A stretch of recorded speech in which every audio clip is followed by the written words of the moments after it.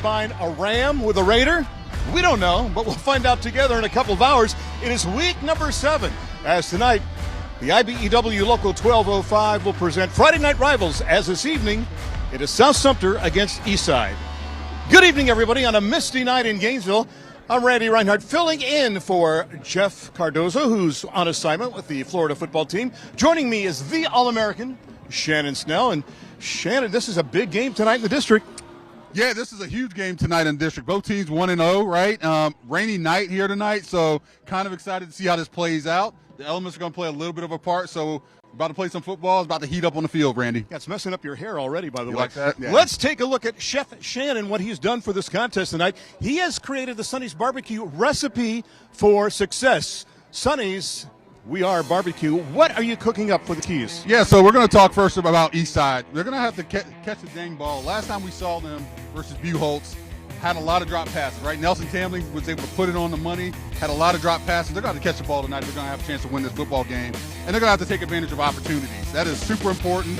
There's going to be times in this game that there may be a fumble. Something's going to happen. They've got to get points on the board. Hey, if you're South Sumter, you're going to have to ground and pound, right? They're going to move really fast. You're going to see some no huddle. You're going to see a lot of stuff out of them. You're going to have to ground it, pound it, especially on a rainy night here tonight, and that KO punch. There's going to be a time in this game where they're going to have to finish this game off, whether it be a drive, a big play. They can get that done. They're going to walk away out of here with the win tonight. South Sumter comes in at 5-1 on the season, and Eastside at 4-2. With that being said, who are the players to watch for tonight? Yeah, if you're Eastside, you got number 0, Jarvis Gardner. Really good running back. Last time we saw him, ran for over 100 yards. Expect to see that here tonight and him getting the ball on a really rainy night. And for South Sumter, you got number 3, running back Timothy Gaynor. He is a really good running back, and he's going to have the ball in his hands quite a bit tonight. It's a battle of the running backs, Randy. We're going to see which one comes out on top. And their nicknames are Booby and T3, so this should be a lot of fun tonight. The only prior meeting recently was last year. South Sumter got the victory 21-7. Are you ready for some football? Let's do it, Randy. Are you ready for some football? What a wet night we have for you tonight. But it should be a great matchup in week number 7. It is South Sumter, it is Eastside, and the kickoff is just around the corner. You are watching Friday Night Rivals in one place right here on My 11.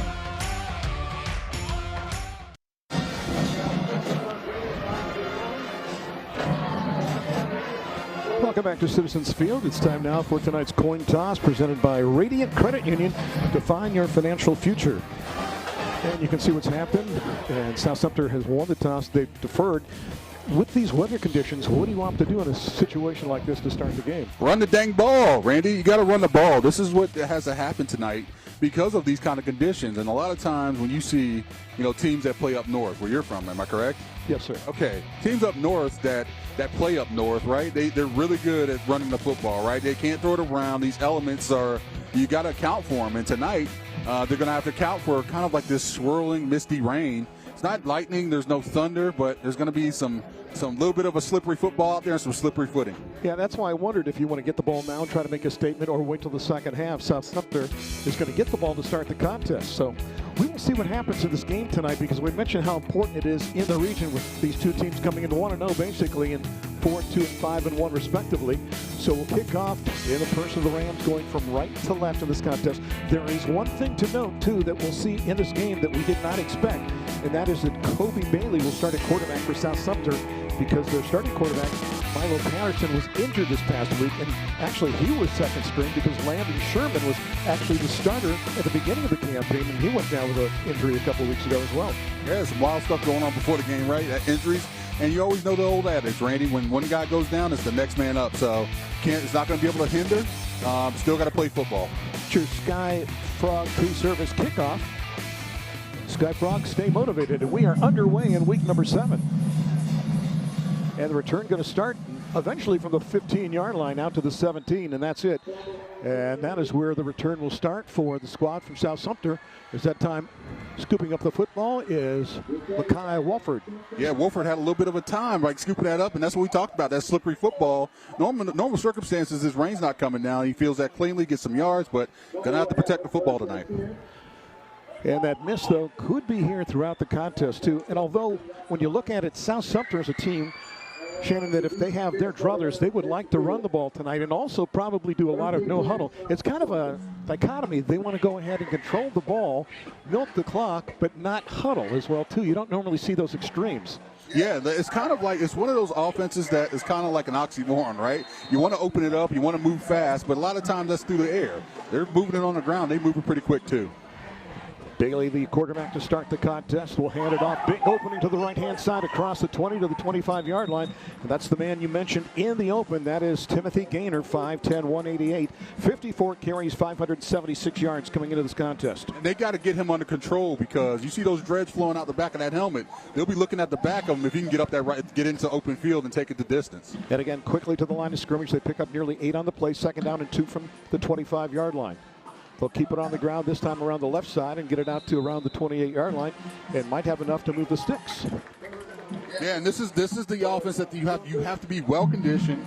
You have to be able to play assignment football, and you have to be able to get the calls in if you're the defense really quickly because this team, they move at the speed of light. And there's your offense for South Sumter. It is a ball control offense, 70-30 run to pass mix. Watch Blaine Cleveland, the tight end. He can catch the ball. And some great wide receivers as well too. Good size with Lewis Brown, goes 6'3", number 17. On the handoff around the right side across the 35 out to across the 40-yard line. Good gain on that play. So get a gain out to around the 43-yard line as they're mixing it up a lot. This time it is Ishmael Rodriguez. Ishmael is the guy, goes 5'10", 170, 22 carries, good for 99 yards on the campaign. Yeah, kind of little end around or sweep around to the right side, and you've seen 3 different running plays from this offense in this no huddle running, and this is what you're going to see from them. You're going to see a lot of different views here. 1st and 10 from the 41 with one man in motion, and they're going to have the keeper this time as Bailey's going to take it and get it up to around the 44-yard line. Picks up about 3 on the play. Offensive coordinator is the head coach, Ty Lawrence. Real name, Franklin. His mom said, we're going to stick with Ty as your nickname because I don't know if you can spell Franklin as a kid. Just kiddingly, but he's done a great job running this program. Yeah, 2 letters versus a bunch of them. So pay attention. You got the Eastside defense here. Pay attention to number 5, Kamarion Mack, and number 2, Marco Daniels. Those two linebackers are fantastic and really run. And the secondary is strong, too. We also had a flag before the start of this play, so we'll sort this out with a dead ball situation. That's the fears tonight, Randy. It feels like we got to be, you drinking your Gatorade right now, have my bottle of water. This offense moves really quick, and, this is the great thing about them is that trying to keep the defense on their heels. On the other side of that, with this penalty here, they have to be very much aware of, if you're Eastside, of getting guys on and off the field, not having any defensive laps and giving up free yards, just like they did on this the last play. It's encroachment on the defense. They violated the neutral zone, moved the ball up to the 49-yard line. 2nd down from there, 2nd down and a long 2. We played 1:45 of the first quarter. 1 back, a wing, and a man in motion to the top. The handoff's going to go around the left-hand side, and again, a nice gain on the left-hand side for Rodriguez as he pushes the pile into Ram territory, and you'll have the 1st down. I love this offense that South Sumter's running, Randy. They get little chunks of yardage, and if they're not breaking a big one out in open field, they're getting like these 3 and 4 yards, and it starts to wear down this defense. So be aware if you're Eastside that come the 4th quarter, enough of those, you're going to see some really big runs. Ty Lawrence, head coach, 10th year, a mark of 70 and 40. 1st and 10 market now at the Ram 46-yard line. Bailey going to hand it off. There's the gap. And a nice one all the way down to the 30 to the 29-yard line. That's the one thing they like about Timothy Gaynor. He will make that quick move, find that gap. He has 1 cut, they say, and once he makes that cut, he is in the open field. Yeah, you got to love a running back with 1 cut ability that is able to kind of put that foot in the ground, cut it upfield, and take it, has the ability to take it to the distance. Really good running back, doesn't shake, is a north and south runner. You see right there, he's got another big gain. And a timeout going to be taken by Eastside. They want to regroup with this defense as we play just about 2.5 minutes of this contest. We are scoreless, but South Sumter driving here in stanza number 1, week number 7, right here on My 11.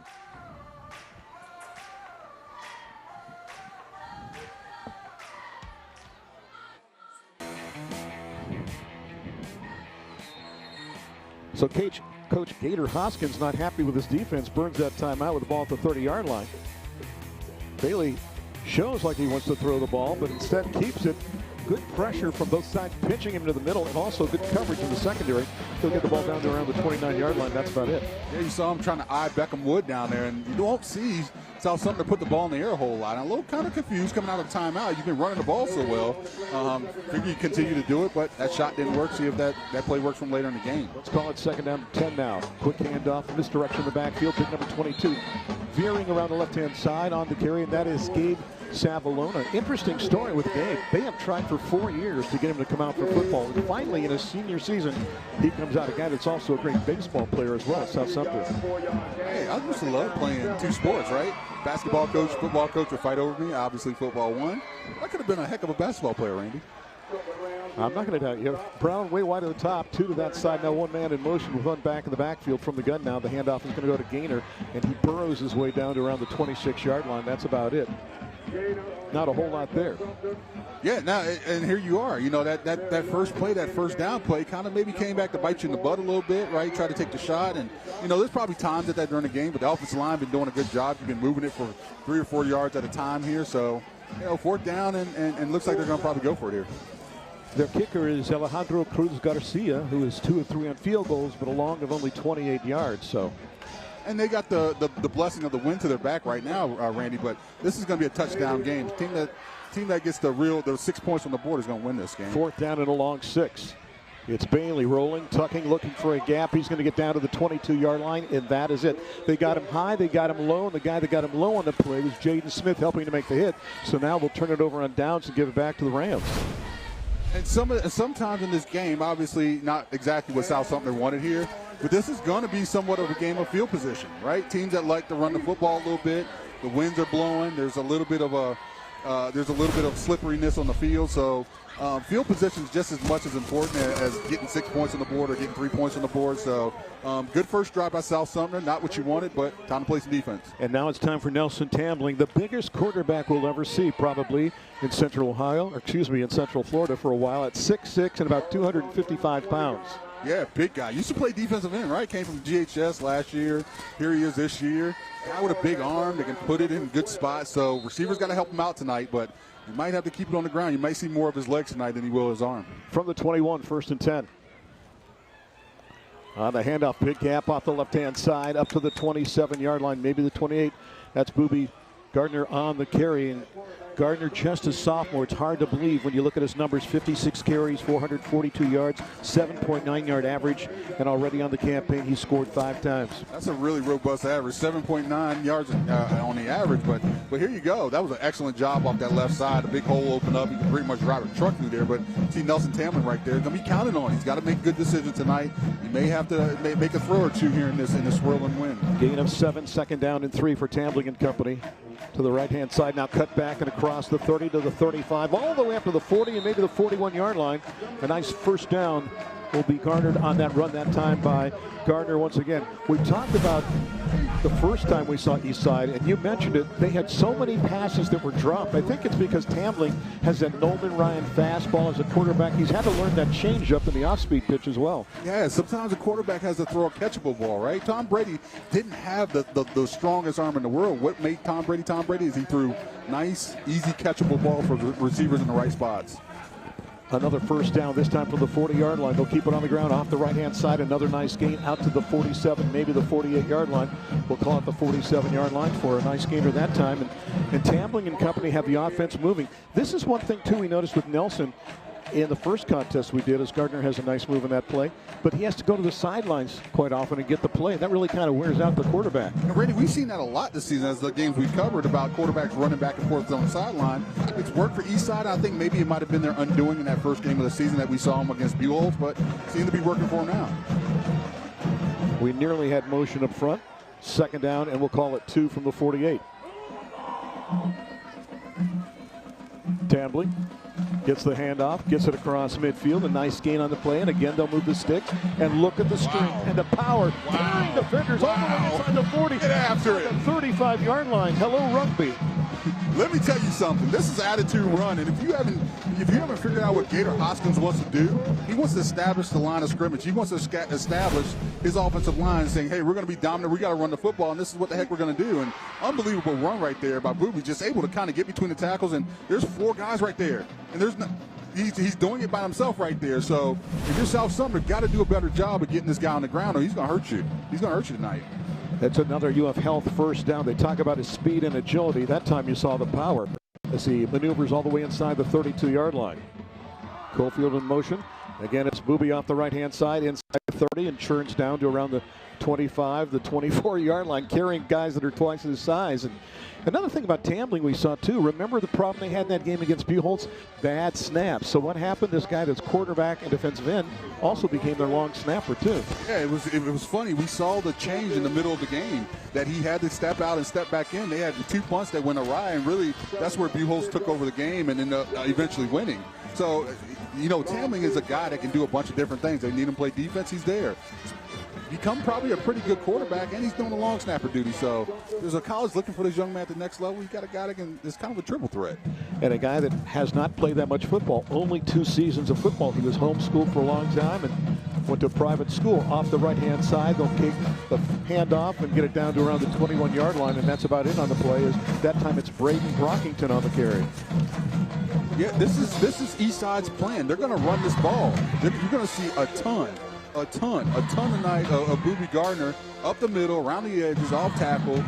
Offensive line is doing what they need to do to make this game, make this game fantastic. And then we talk about that offensive line. Hennigan, Bradford, Phillips, Fairweather, and McBride doing a great job of really taking control of this first drive. A lot of experience, too, with McBride there on the right-hand side. A great job that he does, too. And you can see that Mac's a guy that'll play on both sides of the football. Third down, they need just over a yard. Tambling, nothing fancy, going to hand it off, nothing to the left, going to the right. Do they get the first down? They're trying to get it inside the 21-yard line. Under 4 left to go in the first quarter. And we'll see if they got it. It's going to be short. It'll be 4th down and a long one, closer to 2 now.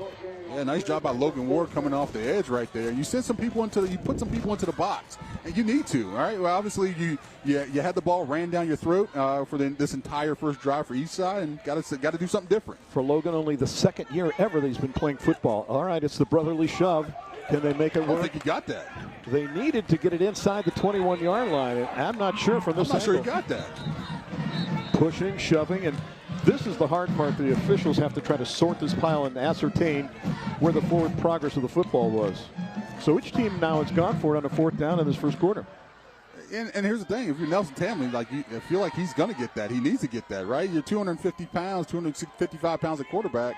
Feels like that needs to be a thing where you have to get that. It could be sticks time. Troy Newsom is going to call for the sticks, and we'll measure. Take a look at this one more time. I mean, it was a nice job by that defensive front of South Sumter, of Submarine and underneath, and really stopping every momentum at the line of scrimmage. So nice job by them, because stopping a 255-pound quarterback is not an easy thing on a sneak. It looks strange to see Gardner going low to try to block for a guy that's almost 6'6" as well, too. Now, the referee on your right with a white cap, I've got a bone to pick with this guy. He owes me a quarter. Last year, we did the Newberry-Hawthorne game. It went overtime. I'm doing sidelines. He goes, Randy, you got any change? We don't have a coin for the overtime toss. So they used my coin for the overtime toss. Went double overtime. He kept my quarter. Well, Randy, at least it wasn't a $100 bill. Wow. Wow. Yeah, right by. It was a couple of chain links that they got the first down there, and very fortunate, because that could have been spotted back, and South Sumter once again did a good job of submarining under and stopping that quarterback tush push, if you will. And there we go. That's another GFL first down. Green today, green for life. Take a look. The push. About 7 generations of the push there, trying to get the first down, and that's where it helps to be 6'6".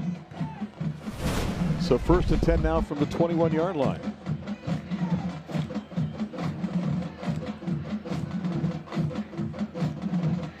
Toss around the corner, not going to happen this time. Great pursuit by that defense, coming up from the secondary to make the hit on the play, and they're going to shut that down here and now.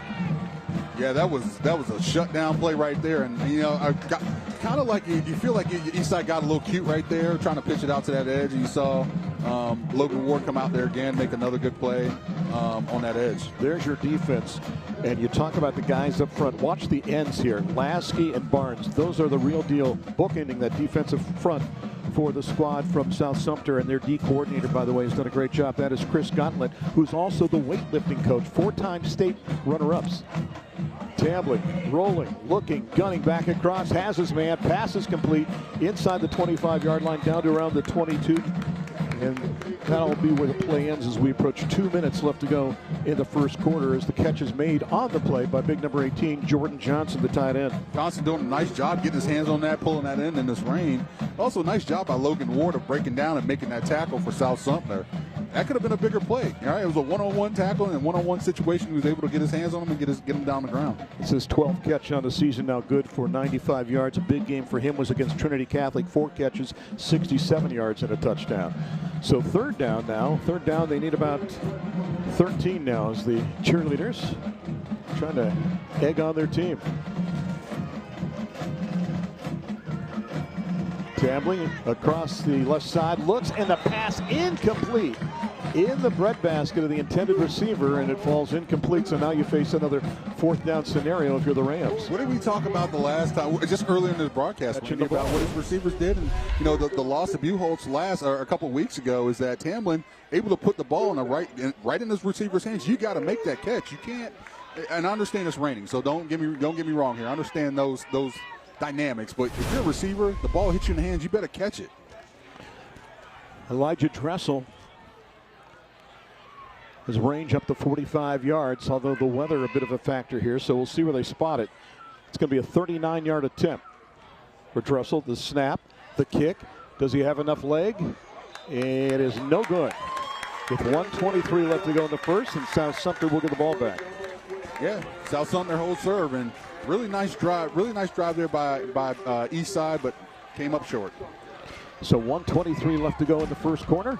We are scoreless here on that 4th down attempt with a field goal, and we'll take a break. South Sumter, Eastside, scoreless right here in my 11.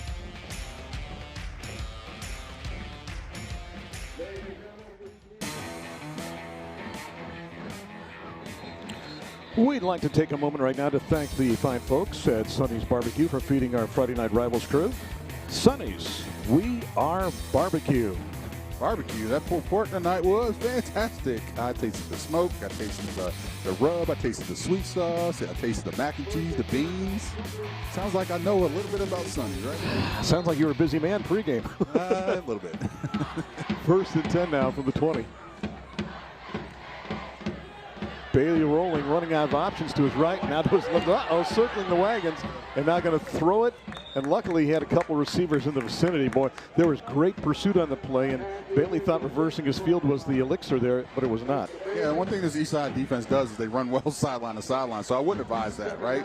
This is the second time we've seen Bailey try to get outside the pocket and chuck one up. And listen, I get that you have to maybe throw the ball a little bit, but South Sumter's done a good job of running the football. Why not just run the football? Just don't make it more complicated than it needs to be.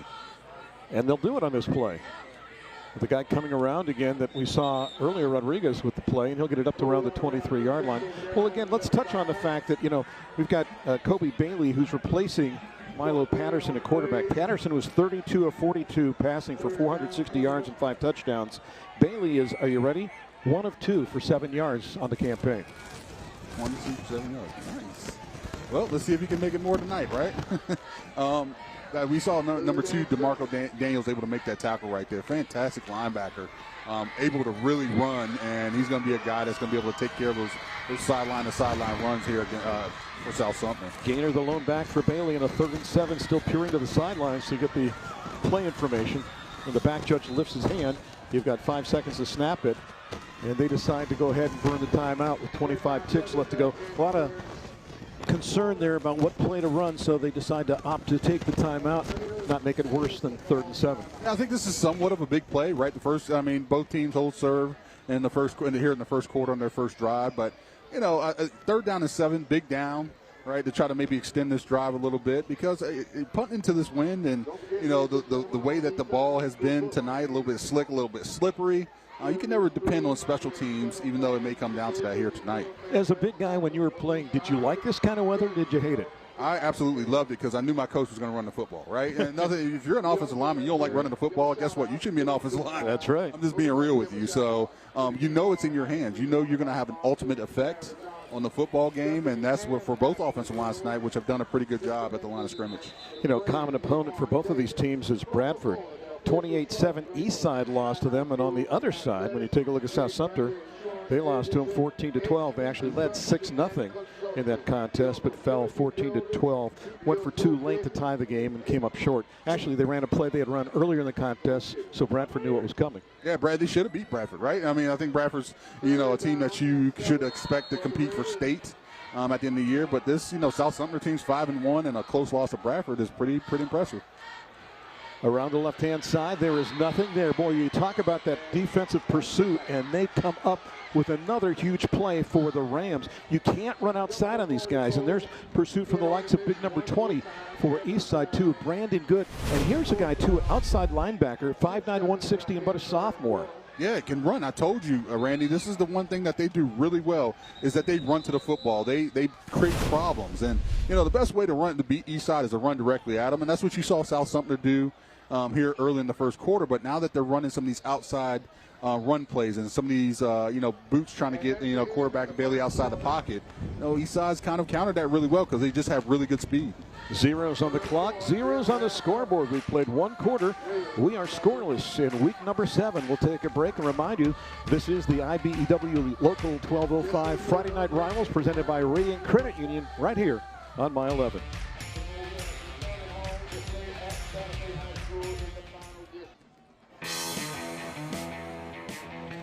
It is time to raise the roof with Mission Metals. Mission Metals, your trusted hometown metal roofing and metal building supplier, right here on Friday Night Rivals. Randy Reinhardt, Shannon Snell. I'm sitting in for Jeff Cardozo tonight, and Darlene Acuna down along the sidelines. Glad to have you aboard. Raise the roof, put a dome over it if you do. So we cut down on some of the moisture. Was that a factor at all in the first quarter, Shannon? Yeah, no, I think except with the exception of that first kickoff, and we didn't see a whole lot of craziness, right? I mean, I think guys you prepare yourself for the moment, Randy. A lot of times when rain starts in the middle of the game and you have to adjust and you don't really expect it, and that's when things get a little messy. But at the beginning of the game, these guys came out ready and rocking and rolling. Coaches have kind of warned them, hey, make sure your cleats are good and all that good stuff. I think they were well prepared. So we start the second quarter with South Sumter at 5-1 on the campaign and Eastside at 4-2. Punting scenario now for Kiwanis Cope, who was a transfer from Wildwood High School. Pressure on and not a stylistic kick. They yell fire, so everybody stays away from the football, and that's going to get it across the 30-yard line. And I'm looking at that net there, and that net is under 10 yards. Yeah, I'm gonna rewind this tape. What I said in that first quarter about making sure that this game is a little bit about field position, right? When you're kicking into a win, which South Sumter is now, you don't get those fortunate bounces, and you don't get those fortunate rolls in your favor. So now you got an Eastside team that ran the real ball really well in that first drive. Now driving in from the plus 30. Not an ideal situation. So for South Sumter, you got to play some good defense here. Eastside Rams offense led by offensive coordinator Rodney Mills. Their base set is a spread. They want to see better play out of the offense as compared to the defense, and they need to run the ball better. Well, so far they've been effective at that. They just haven't sealed the deal there in that first drive they had. From the 30. Nothing fancy this time. Right up the gut and pushing and shoving. They'll get it down inside the 27 to around the 26-yard line. So a nice gain on first down as they unsort the pile, and Booby Gardner's got a gain to the 26. Yeah, Gardner able to get up there, but not better job by that South Sumter front of slowing them down. Eastside was getting big chunks of yards over that first drive of the game, able to slow them down right here, and a much better job by that defense front. He had a great contest at Booby in week number 4 against Trinity Catholic. 19 carries, 241 yards, and 2 touchdowns. Gain of 4 on first down. We'll call it 2nd and 6. And again, off the right-hand side, this is Gardner, and Gardner going to be brought down, whipped down, and pushed back. Great pursuit by that defense, boy. You take a look at it. There are a couple of guys in there. I noticed number 5 pinching as well, too, doing a great job. And that was a nice job by Rice coming up from the secondary. LT Rice able to come up and make a nice tackle right there out of that safety spot. And, between Rice and what we've seen out of Logan Ward as well, 2 guys that have been played well on that back end and that secondary as far as tackling goes for South Sumter. Rice, 7 solos, 19 assists, 1 sack, 2 fumble recoveries, 1 fumble cause. He's blocked a punt. And you know what his real first name is? Badanian. Really? And you know what his middle name is? What's that? Tomlinson. You got it. How did I know that? That's his LT. Timeout taken on the play by Eastside. So the Rams will burn their second timeout here, just about 90 seconds into stanza number 2. Yeah, this is important, right? You're this deep. You don't know how many opportunities you have in a football game to get into the red zone, get this deep into territory, just to bounce the ball. Obviously, the clock's working against you. 10 minutes and 32 seconds left here in the second quarter. But this is an important drive, right? You don't want to stall, especially when you get the ball this deep into enemy territory. Well, we mentioned Nelson Tambling running the show offensively at QB. They also have Cade Sutherland. Remember who we saw last year starting as a freshman. He got injured before the start of this season, so they kind of have a two-headed monster there. So we'll see what happens as they kind of get ready for everything on this next drive. And just a reminder to stay tuned for the Pavlov halftime report. We'll have this week's Park Motor Group of Gainesville Scholar Athletes, Park Motor Group, Local Roots, Community Pride, Legendary Rides. We'll also take a look at the participating school administrators and talk to them, plus Thursday Night Lights and Friday Night Rivals highlights from across the country, all coming up in the Pavlov Media Halftime Report. Pavlov, the fastest and most reliable fiber internet in Gainesville. And that's where we are tonight, in Mistyville. I like it. Third down and a long 6. Tambling, pressure on, and he's going to eat it. Back across the 35-yard line. Pitching from the right side. Good job defensively by number 11. One of the defensive ends I was talking about, Brock Barnes. Yeah, Barnes able to really beat the tackle there and get inside and get his hands around and get his arms around Tambling and bring him down to the ground. Gotta say, that's easier said than done, but he was able to do it with very little resistance right there. Brock Barnes, 15 solos, 3 sacks, 2 fumble recoveries, 1 block field goal, 2-year starter. He likes fishing and airboating and history as well, too. Best game was 4 solos and 3 assists in a contest. So now you're almost in a punting scenario with your kicker standing back in midfield. And again, this was a question mark. Remember the Buchholz game, getting a decent snap out there. And that time it's not bad. And there's a kick. It's a high hanging punt. That is perfect for the Rams. Can they kill it? They cannot. Hey, listen, Randy, this is one thing that we can appreciate is that Eastside recognized their weakness and how they failed that game against Buchholz and how the special teams and especially the punt team kind of failed them in that game. Able to correct it, get a nice punt, and even though it was a touchback, it's still a flip of the field. So with 9:42 left to go in the first half, we'll take a break here on Friday Night Rebels on My 11.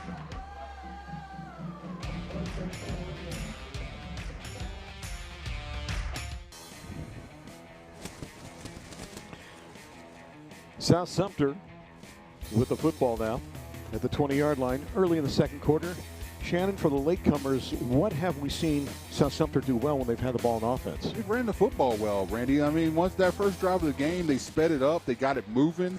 Kind of what we expected out of South Sumpter, right? Not a team that airs it out. It's not an air raid, fast twitch offense, but they do go quick. They do run no huddle, and they do it out of a formation where they run a lot, right? Able to run it downhill, get guys going. We talked about number 3, Timothy Gaynor, and what we saw, but we haven't seen him since, right? Eastside has kind of settled in, so if you're South Sumter, you got to get back to that. Get back to what you had success with in that first drive. He's had success a couple of times against Springstead. He went 4 carries for 111 yards and 3 touchdowns. Against Bellevue, 9 rushes for 193 yards. First and 10 now from the 20-yard line after the touchback. Look over the quick pop on the flat. He's got his man out to the 17-yard line, spin around, do-si-do out to the 20-yard line, and that's about it. Not a whole lot of room on the play after the reception by Bubba Boone, but he'll get it back out to the 20. Bubba Boone, famous tie there. His brother Malachi is now playing at Central Florida. Playing at Central Florida, playing well too, and Boone able to catch it out there, and you have Gaynor as a blocker. So a different little wrinkle, right? First pass that they've completed here tonight, and I think they want to get some. They want to get some of the pass game rolling here, but you know their run game has been really good, and they're trying to figure out a couple things to try to get around. Is not so much through this Eastside defense. Blaine Cleveland, the tight end, will check back into this set now. On a second down, pretty much at the original line of scrimmage, second down and 10. And it'll be Bailey on the keeper. Dodges a couple guys and bounces out like a pinball to around the 24-yard line. Yeah, you got to appreciate what this Eastside defense is doing. They're playing really, really good assignment football. A lot of times when you have a formation, whether it be a read a cross buck or, wishbone offenses, which we've seen in numerous weeks here over the last couple of weeks of the game coverage. You got to play good assignment football, and Eastside's one of the best at it.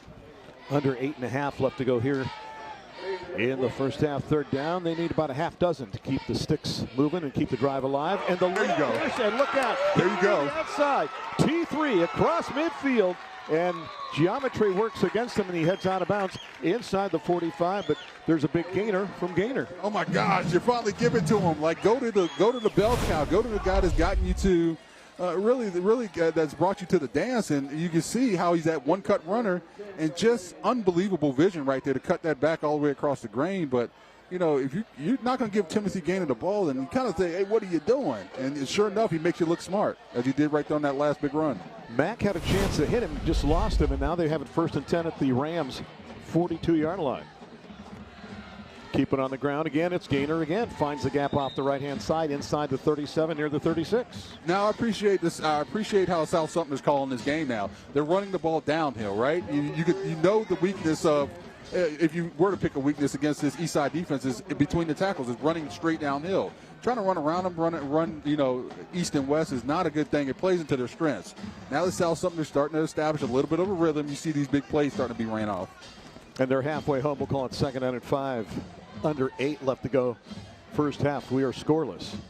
Is it Gainer again? Feed him again.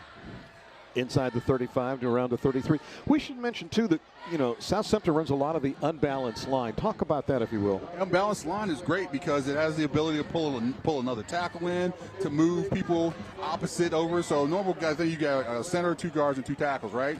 If you're playing an unbalanced line, you can move that tackle over, so you got 2 tackles on one side, and basically just declare the formation unbalanced, saying, hey, we can run a play over there. You got extra blockers over there. It really makes life really difficult for defense. 3rd and less than 1. Powerhouse backfield now. They go full house with 3 backs in there. And Bailey looking left, looking right, looking back to the sidelines, barking signals.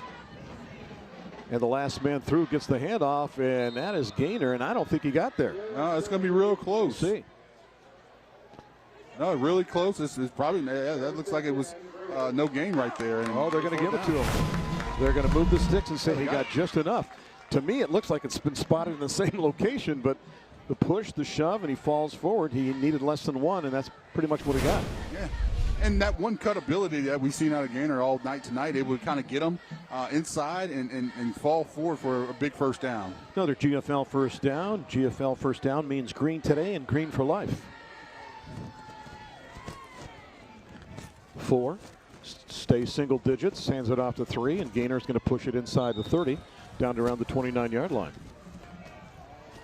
Yeah, and this is what we see. All right, you see number 8 right here for South Sumter. That's Bubba Boone carrying the ball right there. So Gainer taking a little bit of a break, right?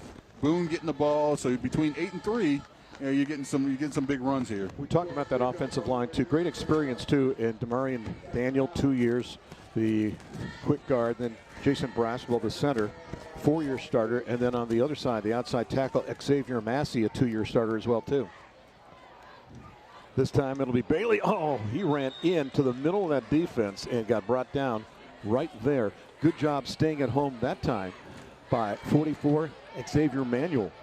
You also number 14 in there, Caleb McKinnon, able to really blast that home. Just able to kind of come down and really stop, make a big stop right there. Xavier Manuel, 4 solos, 9 assists, 2.5 tackles for loss and a sack. Returning starter. Likes chess, cards, and sleeping. Probably not necessarily in that order.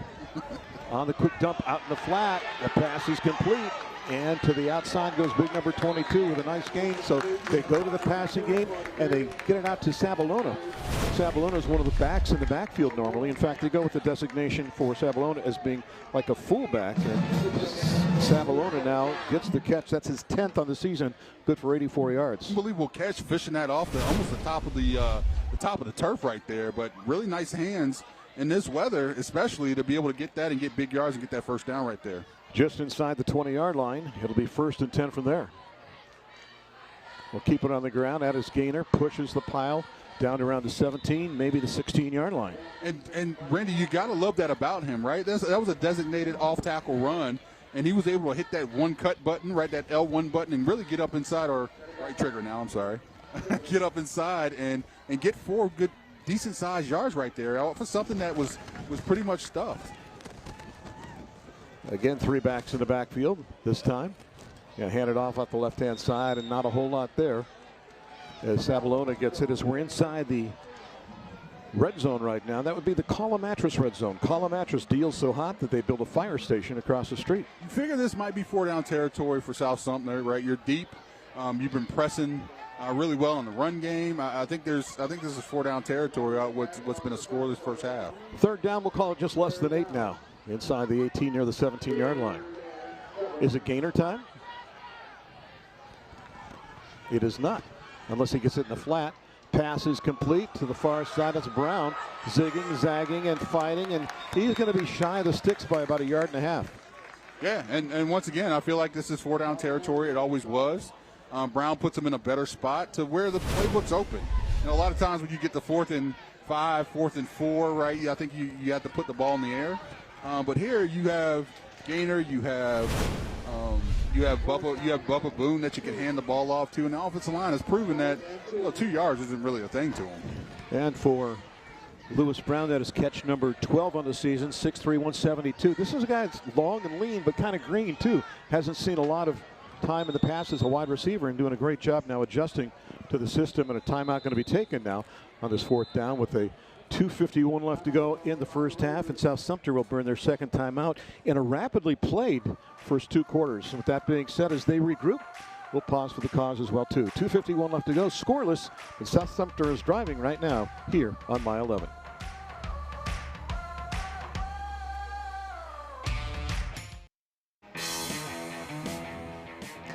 Fans during the 4th quarter of tonight's game will be highlighting the school bus stop of the game. The law in every state requires drivers to always stop for a school bus when the stop arm is out and the red lights are flashing. That's coming up, the school bus stop of the game in the 4th quarter. All right, you're looking for a run here. We saw that dump in the flat, though, that was open as well, too. What's going through your mind right now if you're head coach Ty Lawrence? I feel like you have to hand the ball off to Timothy Gainer. Like, I don't know why you wouldn't. And I would live with this because in the same breath, Randy, as if they don't make it, you got Eastside deep in their territory, and they haven't put the ball in the air a whole lot tonight. So there's about 2 minutes and 51 seconds left. So, lean on your offensive line, lean on your star back, and see if you can get this first down and extend this drive into the half. Can T3 be +3 to get the first down? 4th down and 2.5. They're going to go ahead and burn their way on the keeper that time with Bailey. And I think he got it because everybody was probably waiting for that last man through. And Gainer, and it looks like he's inside the 10 and should have the first down. What a call. I mean, who would have thought that they're going to go quarterback sneak on with a 4th and 2, right? I think we all expected number 3 to get the ball in his hands, or to see some sort of a rollout, or to see some sort of a RPO. And sure enough, it was a great call. I mean, it was a very excellent call right there. For the guy that stands 5'7", 140 soaking wet, and a sophomore. It's about the heart, Randy. It's about the heart. And I have that in the last part of my name. I heard that. About the only spot I have it. 1st and goal inside the 10 at the 9. Boone on a wing to the bottom. It is Gainer time, and he fights inside the 6-yard line. Is pushed back from there. Yeah, and the physical run right there by Gainer, able to get up there in the middle. But that's what the Eastside defense does. They're starting to kind of everything's starting to close down a little bit. Everything's starting to squeeze in the closer you get to that end zone, right as you're in that red zone here. And are they going to let them in? Who knows, right? I think the offensive line is blocking well enough to get Timothy Gainer a touchdown. But this is going to be some of the toughest yards that he's going to try to see here tonight. Approaching 2 minutes left to go in the first half.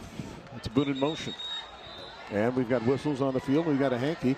We've got encroachment on the defense. They were lined up in the neutral zone, Shannon, so that's going to take it half the distance to the goal.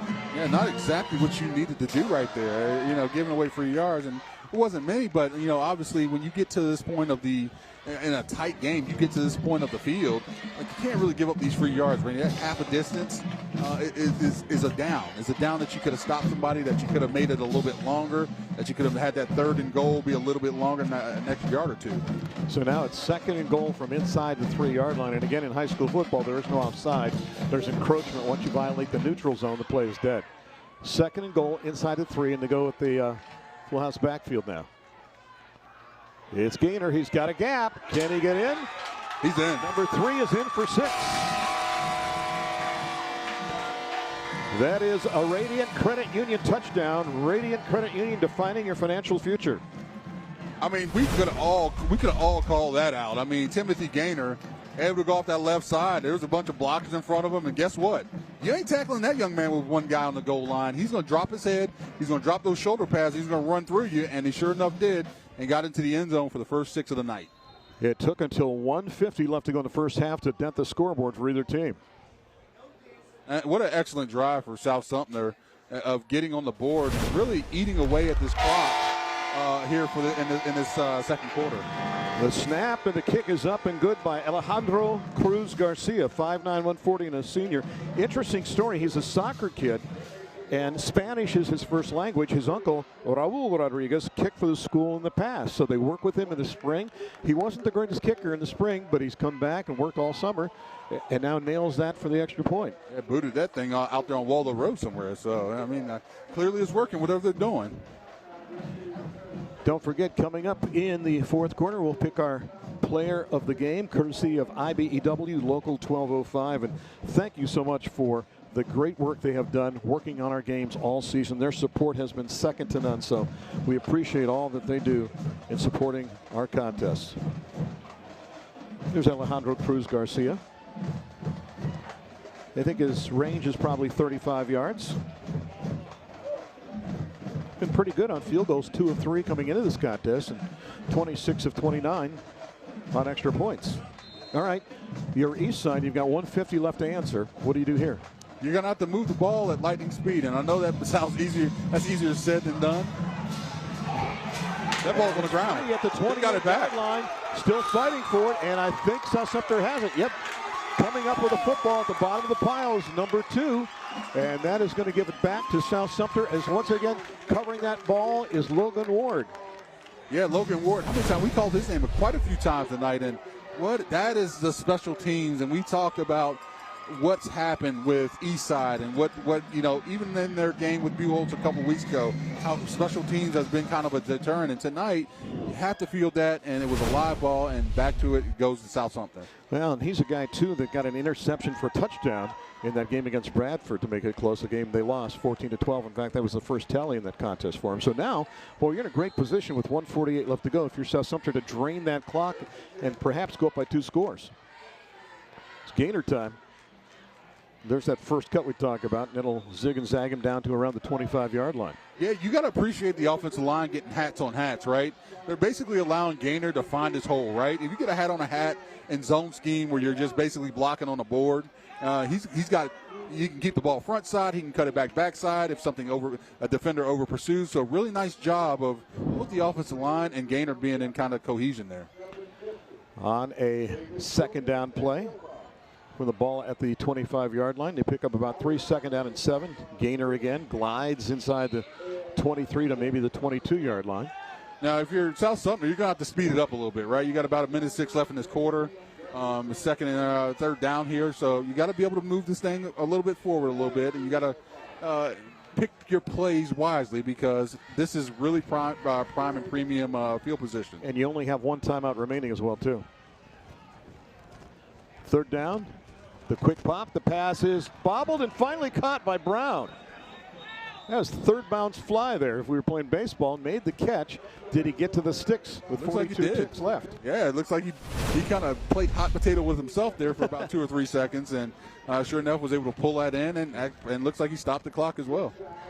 That's having good hands right there. Yeah, it is. I mean, a little fortunate, right, that there's 3 or 4 defenders around you, and one of those guys didn't knock him off his track or pick that ball off, but sometimes the rich get richer. Once again, we're inside the Color Mattress red zone, and a timeout going to be taken on the play this time burning it is South Sumter. Unofficially, I have them burning all 3 of their timeouts now in the first half. Boy, if you're Eastside, you really want to make a statement here in the winning moments of quarter number 2 defensively here. Yeah, well, I guess what you really need if you're Eastside is you need some sort of a lost yardage play, a sack or something. You need something from one of your playmakers. We talk about DeMarco Daniels. We also talk about Kamarion Mack. They've done a good job between the tackles of really limiting what South Sumter has done on the ground, but they need a big play here tonight from one of these guys, especially on this drive, to take this thing into the half, set down 7. Shannon is a big guy in the trenches. Is it difficult sometime when you face a team that goes unbalanced? It is because it's an unconventional look, right? Not a lot of teams running, and when you have a team that's really apt at running the football like South Sumter is, having an extra blocker on that side of the line is a little bit difficult. It is difficult because you're never really prepared for it, right? That extra blocker coming over is now lined up on an outside linebacker. You guys have plus numbers on that side. 28 seconds left. First down and 10 from the 17-yard line. Bailey wants to throw. Can he throw? He cannot. Now he's going to be hard-pressed to do anything. Gets it inside the 15 to 4. But a flag is tossed, and that will go ahead and stop the clock. Was that face mask? It might be. Yeah, that looks like I saw his head tug in one way. That looks like a face mask that is going to be on the east side. The ball currently rests at the 14. If that's the scenario, it would put the ball down at the 7-yard line. Conferring right now to see if there is a penalty or not. All right, let's go down to the sidelines. The third member of our broadcast team, Darlene Acuna, standing by. Darlene? It's a great game so far, and I've got Terrence Young here from Parks Motor Group, who's going to talk to us about why it's so important to be part of the community here. Hi, Terrence. How you doing? I'm so good. Why are you guys out here tonight? We're out here with Parks Motor Group, and we're enjoying just doing for the community and just seeing these high schoolers just do an amazing job here in Gainesville. This is your first year with Friday Night Rivals. How do you like it so far? I'm loving it. It's a lot of energy out here, even with the rain, and we're having a great time. Well, Terrence, it's so nice to have you here. Thank you so much for all you do. Have a great day. You too. Back to you guys up in the booth. We'll see you later. Bailey rolling, pass is complete, and they'll take it in for the score in the waning moments of the first half. It's complete on the play to Rodriguez. Ismail will take it in, and just like that, you have another Radiant Credit Union touchdown. We stand at 13-0. What a drive. I mean, that is the way you control it. Sure enough here, see Bailey able to roll out and Ishmael Rodriguez out in the flat. Nobody follows them. And this is the thing when you're playing zone defense is that there's not a man assigned to Rodriguez, right? There's no guy out there assigned to him. He gets it out there in the flat. A couple of those guys played too far back. Nobody was able to step up and make it there before Rodriguez got himself into the end zone. Bad snap on the extra point attempt, and that's going to go awry. So we'll stay at 13-0. But Shannon, what? In my numbers here, if I can read my rudimentary math, in 1 minute and 43 seconds, 2 touchdowns. Yeah, 2 touchdowns, and you just can't, for the life of yourself, you can't think about nice block there by Eastside of able to get their hands on that. But you just can't expect things to turn out well, Randy, if you turn the ball over that deep in your territory against a team that's been having some success in the run and play action game. All right, if you're Cruz Garcia, how deep do you kick off this football here? Do the same thing you did last time, right? Pooch kick. It was a pooch kick right to the upbacks. It worked out well, and you don't have to kick it deep here, right? You don't want to give any one of these East Side playmakers the opportunity to run one back or to take one to the house. We're teed up at the 40-yard line, 13-0. South Sumter on top. A nice high diagonal kick. Caught at the 27 and motoring out of bounds right there after a gain of about 3 is Jamarian Reeves. So now you have another opportunity. Now time should have clicked off the clock. We had James Bond on the clock before 007. He caught the ball, advanced it 3 yards, and no time came off the clock.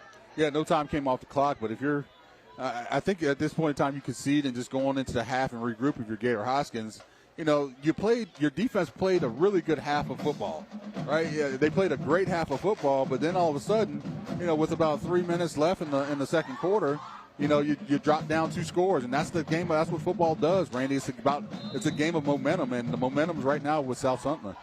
Victory formation, except at halftime when you're down by 13, can't use that moniker. So they will take a knee and call it a first half, and a great performance here in this first half. Now 6 seconds on the clock.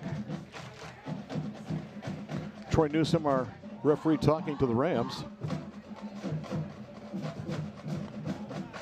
Well, we had a penalty. It was encroachment on the defense, so that will extend the first half. Somehow there's still 6 seconds on the clock. Tambling looking back and make sure he's got an offensive safety, if you will. See, I think with a guy with his arm, I think I would try to chuck it 60 yards down the field. Take a shot down there, Randy? Yeah, I'm that kind of guy. I'm a wheeler dealer, you know that. So the first 2 quarters of week number 7 in the book, and we stand at 13-0 here in this contest. A great performance, Shannon, in that first half by South Sumter. Yeah, really good performance. You know, they were able to run the ball really well, and maybe their defense was super underrated. The last time we saw Eastside, they were able to do some stuff against Buchholz, but that's South Sumter defense. They tackle well, and they played really, really solid defense there in the first half. And Darlene Cunha standing by down in the field with Ty Lawrence, the head coach of the Raiders. Let's go down to Darlene right now. Hi, we're down here on the sidelines with Coach. Winning right now. How do you feel? I always feel good when we're winning, so I feel good.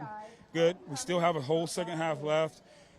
We kick off to them, so we're going to do a good job coming out of here, and really happy so far with our kids' effort, our ball security in this kind of weather, and so I think our kids have played really good to this point, but it's a game of 2 halves, right? And so we've got to come back out here in the second half and play a really good game. Awesome. Any moves you're particularly proud of? It's just a total team effort. If you watch us, every play we've got 4 and 5 kids coming in and out, and so it's a total team effort. It's not one guy or another. So really happy with the offensive line's blocking. That's kind of standing out a little bit, and able to open some holes for our running backs and quarterback and stuff. And so the turnover on the kickoff was really big. So able to score there with 5 seconds to go in the first half was really big. So well, thank you so much for all of your time. Thank y'all for having us. We'll see you in the second half. We appreciate y'all. All right, I'm Darlene Cunha. Back up to you guys. Darlene, thank you very much. 13-0 South Sumter over Eastside here at halftime. The Pavlov Media Report just around the corner. We'll take a break. This is the IBEW Local 1205 Friday Night Rivals presented by Radiant Credit Union on My 11.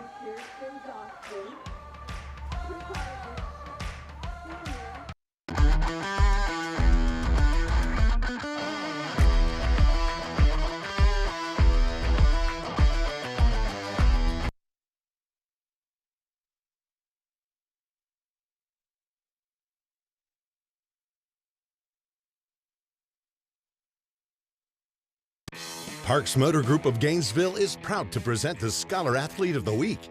Jason Braswell Jr. is a senior captain and a 4-year starter of the South Sumter varsity football team.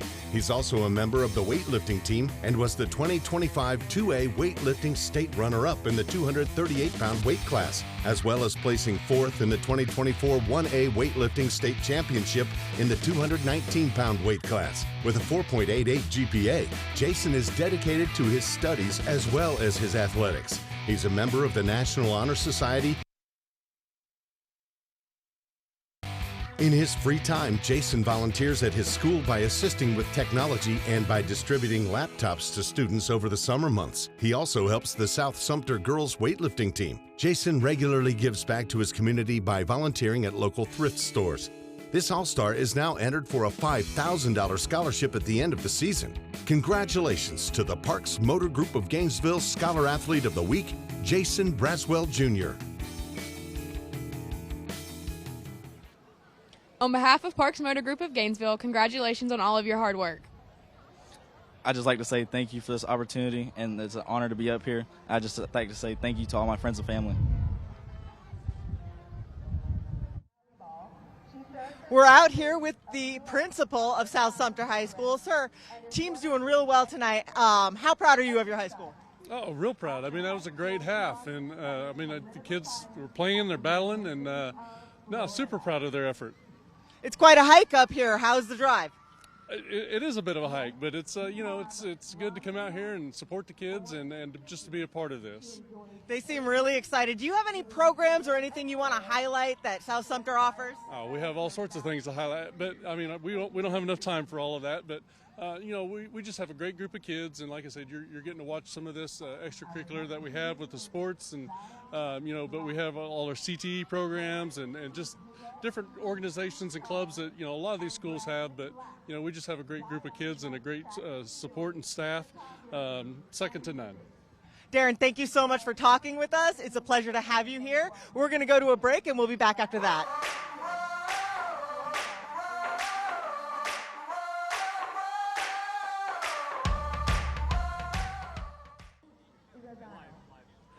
Hi, we're here with Leroy Williams. This is the Pavlov Media halftime show, and Eastside trying their darndest. They're doing great out there, regardless of score. Yes, regardless of score, it's it's going to be a close game. We just got to keep fighting hard, but if you haven't heard, Eastside's the best side. I love it. What do you guys do, like events like this, great for the community? What else do you guys offer? Well, it's been Spirit Week, so it's our homecoming, so, Eastside is a invigorating place, and we all come together. We're Ramley. Our students have done a phenomenal job. Our SGA with Spirit Week, so every day has been a theme, and our faculty and staff has just been participating, and it's just a great atmosphere. It seems really great, and we have something for you right now. IBEW Local 1205 with the check. Thank you. Proudly presents this check to your program. Thank you so much. Eastside's the best side. Thank you guys so much.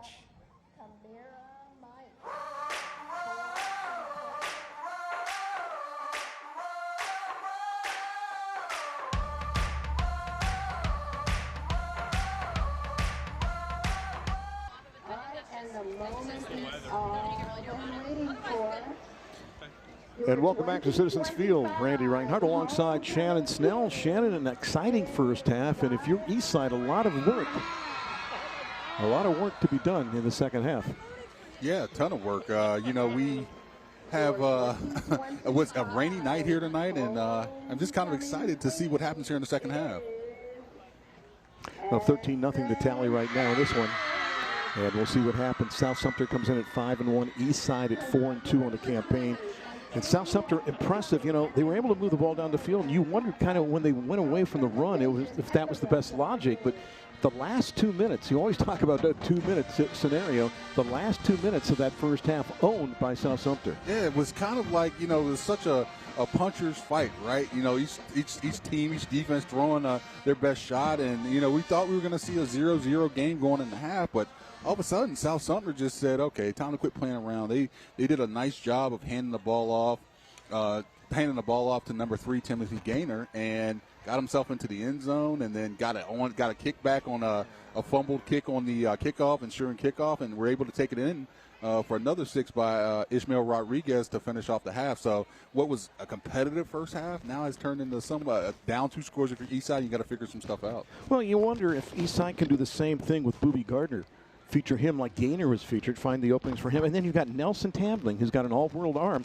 A guy like Marcus Cofield, who comes in with 15 catches, 323 yards, 21-yard average, has not been a factor at all in the first half. I think we need to give some credit to that South Sumter defense and how well they played tonight. I mean, able to play really nice football. After that first drive of the game where Eastside missed their field goal, have been really stout, have put a lot of pressure in that run game, have made the plays when necessary, and, playing that cohesive football where the offense is doing enough and staying on the field and extending drive, and that defense is getting off the field when they necessarily have to. Well, the other thing, too, offensively, we talk about Kamari Mack and what he can do on defense, but offensively, he can be a force as a running back and a wide receiver. One of the quotes I have from Coach Hoskins is play him all over the field to get him involved.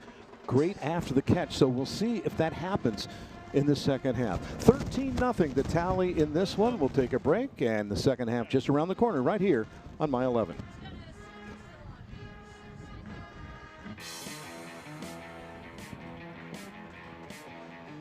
$13-0 the tally here at halftime in week number 7. And Eastside Rams, your home school. And speaking of that, they have some outstanding educators in the land of the Rams. We'd like to feature one of them right now in our Teacher Spotlight. Bounds Heating and Air is proud to present the Teacher's Spotlight of the Week. This week's spotlight shines on William Gordon Malloy IV of Dixie County Middle High School. Mr. Malloy is the music teacher and marching band instructor at both Ruth Raines Upper Elementary and Dixie County Middle High School, where he teaches beginning band, intermediate band, music ensemble, marching band, and concert band. Mr. Malloy has been teaching for a total of 12 years, the last 11 of which have been teaching the students of his alma mater in Dixie County. When he's not pouring into the lives of his students, Mr. Malloy enjoys playing the saxophone, composing original music, and traveling across America with his wife. He's also a classic car enthusiast, enjoys playing golf with his father, and competes in barbecue competitions across Florida. His mission in teaching is to create great musicians and even better citizens who will carry out successful lives and careers long after they perform in the Redcoat Regiment Marching Band. His favorite aspect of teaching band in Dixie County is witnessing his students grow and succeed in their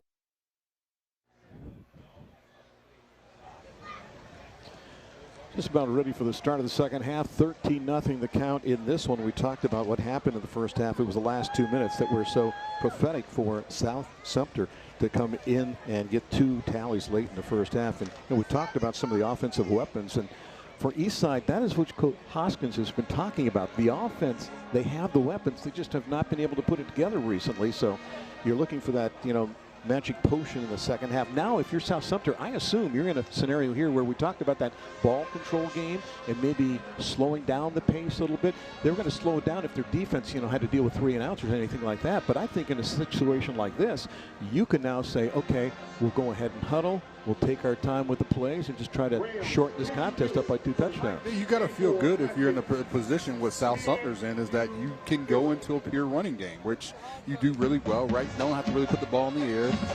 Your defense has played well enough to where Eastside hasn't scored any points, and they as much as they threaten, they haven't been able to get into the end zone. So, this is more for Eastside to try to go out and win this game, and for South Sumter not to do anything to enhance that, right? They need to just go out, play what they did, do what they did in the first half, right? Run the football. Because, Randy, if this game plays out like it did in the first half, and there's no more scores, then the South Sumter runs away with this football game. But if you're Eastside, you may have to take some chances. You may have to put that ball in the air. And you know what? You just said it. Get the ball into your playmakers' damn hands. Get them into their hands. Get those guys out there and get them into that end zone. And Gator Hoskins knows what he's doing, a mark of 27 and 13 in his 4 years running things. So the 33-year-old head coach. Last year they were 7-4, and 2 years ago 8-4. 2 years ago, think about it, 8-4. They had 6 shutouts. So this team does know how to play defense. And let's see if they can put those weapons together here in the second half and get things going. But again, you're going to have to shut down that potent offense you saw from South Sumter. South Sumter with that 1 loss on the season to Bradford, and for Eastside, along with that loss to Bradford, they lost to Buchholz in the game that you saw earlier this season. We talked about that, but the Rams have done some great things. They got by Bellevue, a big win over Rickards in week 2, 28-25. Then they beat Trinity Catholic after that loss to Buchholz, 33-17. The loss to Bradford, and then they beat Dunellen 16-14. So both of the teams that these foes lost to are 6-1 on the campaign. Yeah, tough schedule. We talk about what Bradford is. Bradford, I expect to see them in deep into the state playoffs and not into the state championship games, but these teams, and we know what Buchholz is, and for Eastside, they were in that game until the very end. Obviously, some miscues on special teams is what prevented them from winning that football game. But here tonight, I don't think they put their best foot forward. So let's see if Gator Hoskins, the coach for Eastside, can say something to these guys in the locker room that can get them motivated, get some points on the board, and make this game, get this game in their hands. Getting ready for your Sky Frog tree service kickoff. Sky Frog, stay motivated. There's the boot. And the return is going to bring the ball up across the 35 to the 40, down the sidelines. All this, oh boy, and a big breaker. There's the big play you've got to start the second half, and Booby comes through. I mean, it's about time. Like you needed to make something happen. We talked about this coming out of the half. Like, what do? How do you respond? What happens? And finally, Booby Gardner finally gets the ball in his hands. After seeing him, what he did on that first drive of the game, finally gets the ball back in his hands, and that's the explosiveness that we see out of not only out of Booby Gardner, but out of this Eastside offense. So let's see if they can capitalize off of that and they can get 6 points on the board.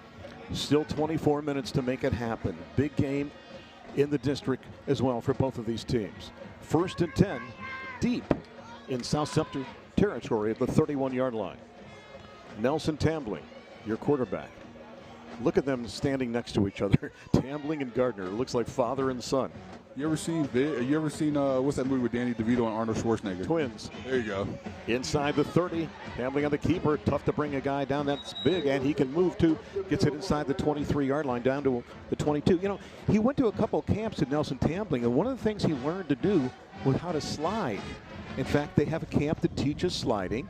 And one of the things you do go on is like a super slide, and they teach you how to end it at the bottom. You know, the funny thing is when you're 6'6" or 6'5", 6'6", 250, 255, you don't really slide, Randy. I think there's something sacrilegious against that. So, I mean, you know, for a guy that wants to play quarterback and is doing a pretty good job at it, I think it was a necessary skill that he needed. It's down number 2, and they need 2 yards. Quick pop in the flat, pass a little low. Was it corralled? It doesn't matter. If they did, they're probably going to lose a yard or so on the play as the catch is made on the play, or they're going to say incomplete now.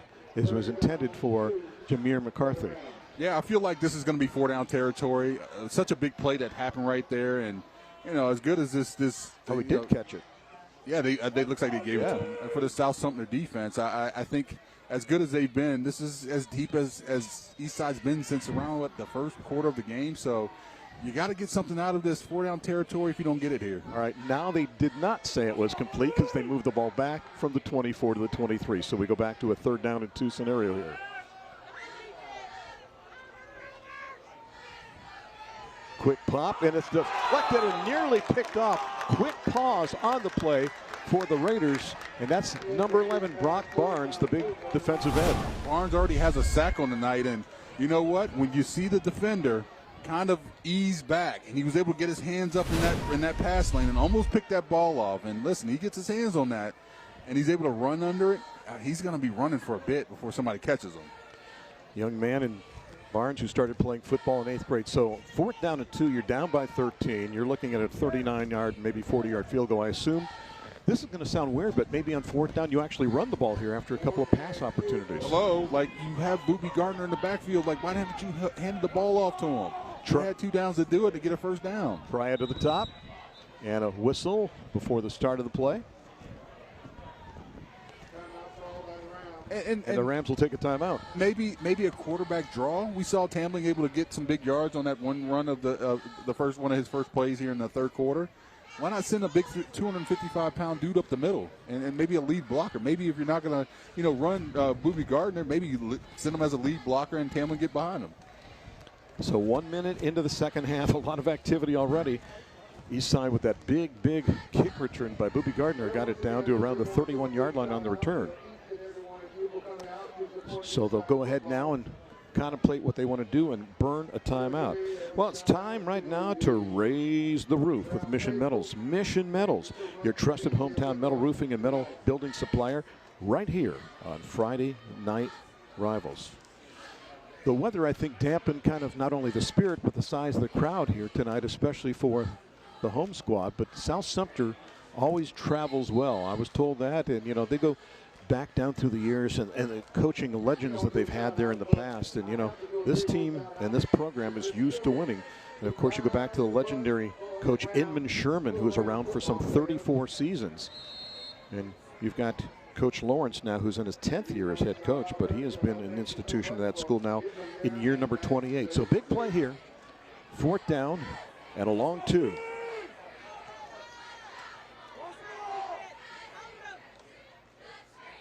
Tambling, pressured, gets away, and he's got the 1st down. Inside the 20, down to the 18, maybe the 17. Was that a quarterback draw, or was he looking for a receiver? I think he was looking for a receiver, but it was a great play. And this is why I like Tambling. And this is, as he's kind of aged and as he's come of age as a quarterback, you know, he's making really good decisions. And that's what we saw the last time we saw him. He makes really good decisions, right? He's able to step up in the pocket. You know, he's stepping away from his defensive end position, which I got to appreciate, right? He's an offensive guy now. But now he's a quarterback and made a good decision, got up there, used that 255-pound frame, ran through a guy and got the 1st down. Another UF Health Ortho Care 1st down. Walk-ins welcome 7 days a week.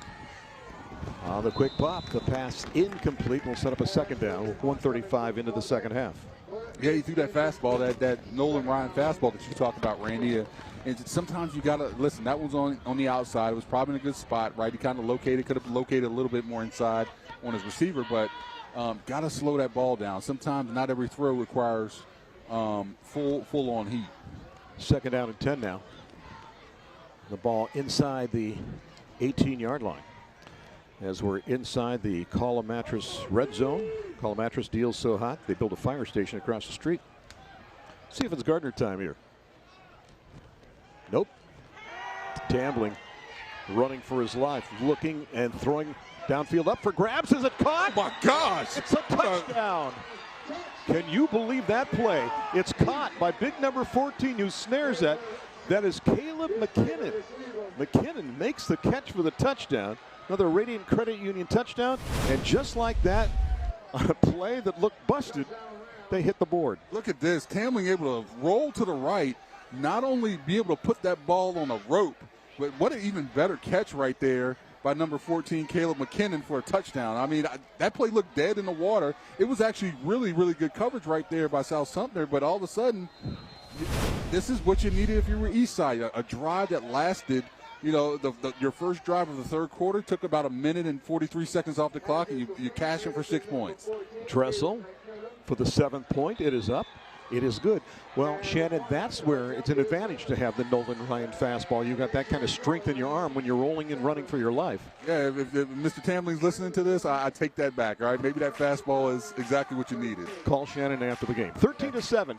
We'll take a break. 1:43 into the second half. We've got a ball game. Week number 7 here. Friday Night Rivals on My 11.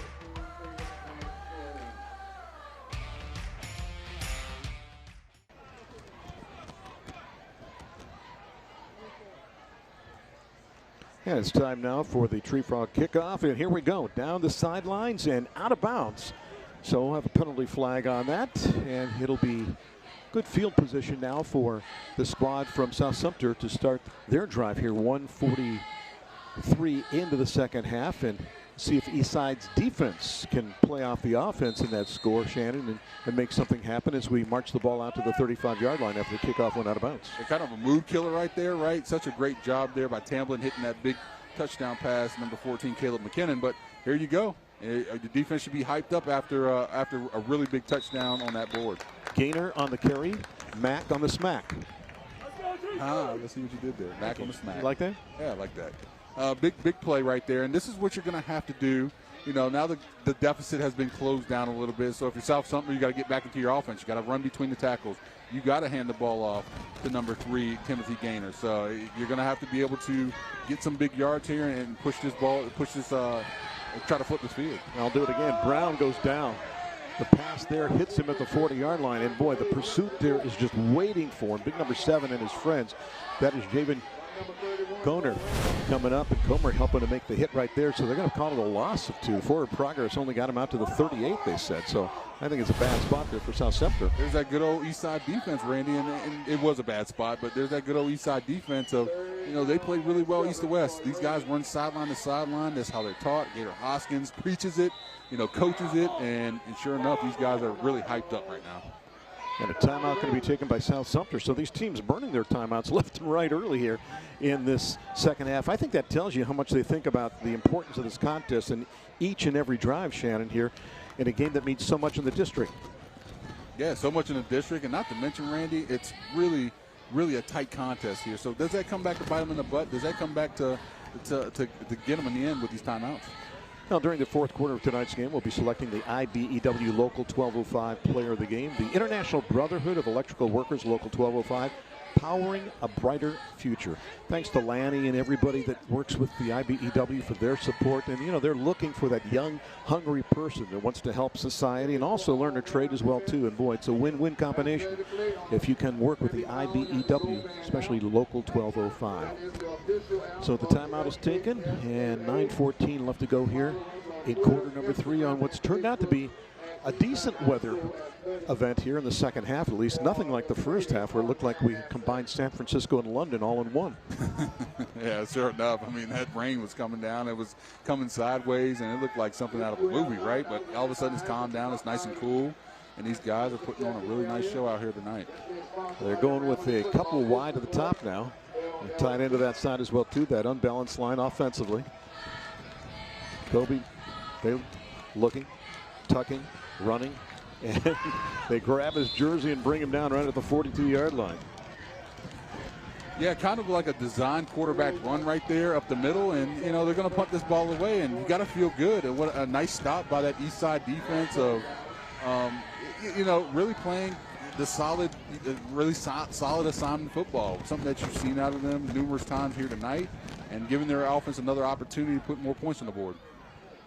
Booby Gardner goes back deep. I mean, you feel you need to kick the ball away from him. Don't kick it to him, right? You saw what he can do, and you don't want him to burn you twice. Cope gets it up. Wow. Is that a boomer inside the 10? Are you kidding me? All the way, let's see, from that to 58.5 yards for the touchback. Well, I said keep the ball away from him. He just kick it over his head. And the thing was, it was a line drive, and I don't see any kind of wind. The trees are, in a coma right now. Yeah, they are. He was able to get his leg all the way into that one, and that's, went into the end zone. But you got to feel good about that you don't give the ball to Booby Gardner to really do some damage. And you make now Eastside go the long way to try to score some points. And on top of that, it was a high snap, too. He snared that and still got it off. So the ball will be at the 20-yard line. What did we learn about the Eastside offense in that prior possession? They can perhaps mix the run with the pass? Yeah, I think so. I think you need to open it up for Tambling a little bit. I think he did a great job of doing some stuff on the run, use his legs a little bit, which we said he may need to do here tonight. And, lo and behold, he got this Eastside offense rolling. McKinnon widest to the bottom of the set. And Tambling showed he was going to throw it and pulled it down. And, boy, he got drilled right in the back by big number 47, Ashton Kelly, the middle linebacker. Yeah, that's exactly what you need to do. Two guys get him, the other guy blast him. And, Tambling's a big kid. He's a tough kid. I've had the pleasure of seeing him over year, but, if you take a couple of shots like that, it may slow up what you really want to do. Ashton Kelly, just a sophomore, 5'11", 206, 7 solos, 17 assists, 1 sack on the campaign. Going to mark the ball back right at the 20-yard line. No gain on the play. We'll call it second down and 10 from there. Tambling zips it in the pass a little short on the play to the wide side of the field, looking for Marcus Cofield. Yeah, trying to get Cofield out there in the flat, and just came up, skipped that one a little bit short. And now here's the true test if you're Eastside is that what do you do on your third downs? What do you do on third and long? And you got Tambling and what he's done. The scrambling game is an option, but I think South Sumpter has shown that they're using kind of a spy for Tambling now because of what he did on that last drive. So let's see what Eastside goes to. Let's see what they come up with in the playbook. Well, they go with that 3-3 stack defensively, does South Sumpter, and the Raiders love to blitz. They'll blitz on every down. Somebody's coming. Third down and 10 from the 20. 3 wide of the top. Tambling looking that way. Gunning on the out pattern. Pass is caught. They've got the first down out across the 40 to the 45-yard line. Nicely done that time. Plenty of time and finding the intended target on the play. Another UF Ortho Health first down, and Jameer McCarthy on the receiving end. And this is what happens when it's third and long. Sometimes it can be a deterrent.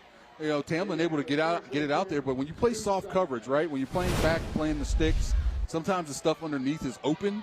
And that's exactly what happened there. It was an underneath route that was open, able to run and get some big yards out of that. Check that. It was 18 out of 10. That was Jordan Johnson, the big tight end, making the catch on that play, too. He had a big game, as we mentioned, at Trinity Catholic and also against North Marion, where he had 4 catches for a grand total of 90 yards and a touchdown. So first and 10 from the 35. And whistles and flags on the field.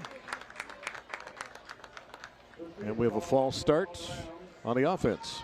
And listen, this has been a pretty penalty-free game for the most part. I think both teams have pretty much settled in. This is kind of what you expect at this point of the season, Randy. The cramps have stopped, right? The penalties have kind of been lessened up a little bit, and you're seeing the kind of true form of football and seeing what each team can offer up. So nice job by each team, but that penalty kind of got to limit those here in the rest of the game. Gardner, nothing there on the right side, and boy, he is wrapped up. Tries to turn the corner, and absolutely nothing there as he tried to find an opening on the right side, and that was Kiwanis Cope, the outside linebacker, coming up to make the hit on the play. Yeah, first time we've seen Gardner get a kind of a touch out of the backfield, other than that kickoff that he had earlier.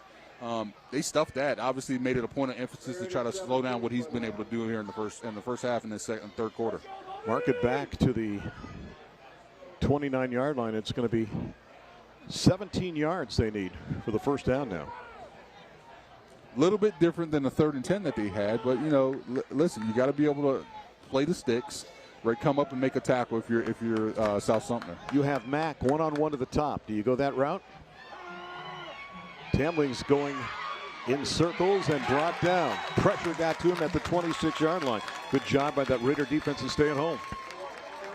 Yeah, fantastic job by them, and really nice job by number 18, Tanner Rummer, able to make the tackle and make the sack right there. And there was a bunch of guys around them, right? When you get in this long, you're sending the dogs. And as you said, Randy, South Sumter loves the blitz. They're going to be bringing a dog from somewhere. Somebody's coming from depth to make some stuff happen, and that's exactly what went down there. Tanner Rumor, 6 feet, 184, and a junior, and he has a birthday on October the 14th.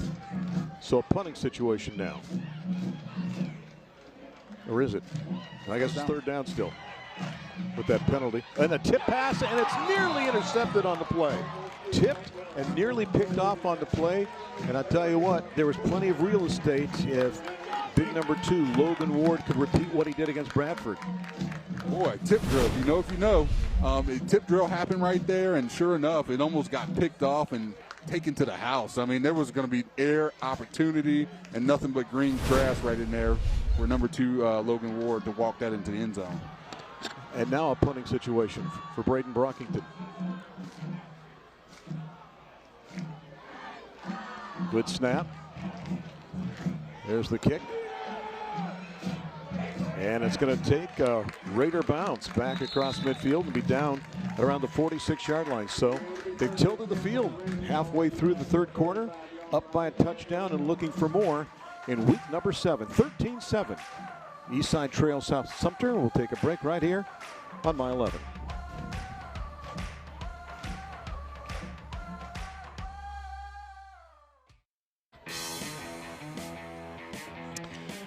During the 4th quarter of tonight's game, we'll be highlighting the school bus stop of the game.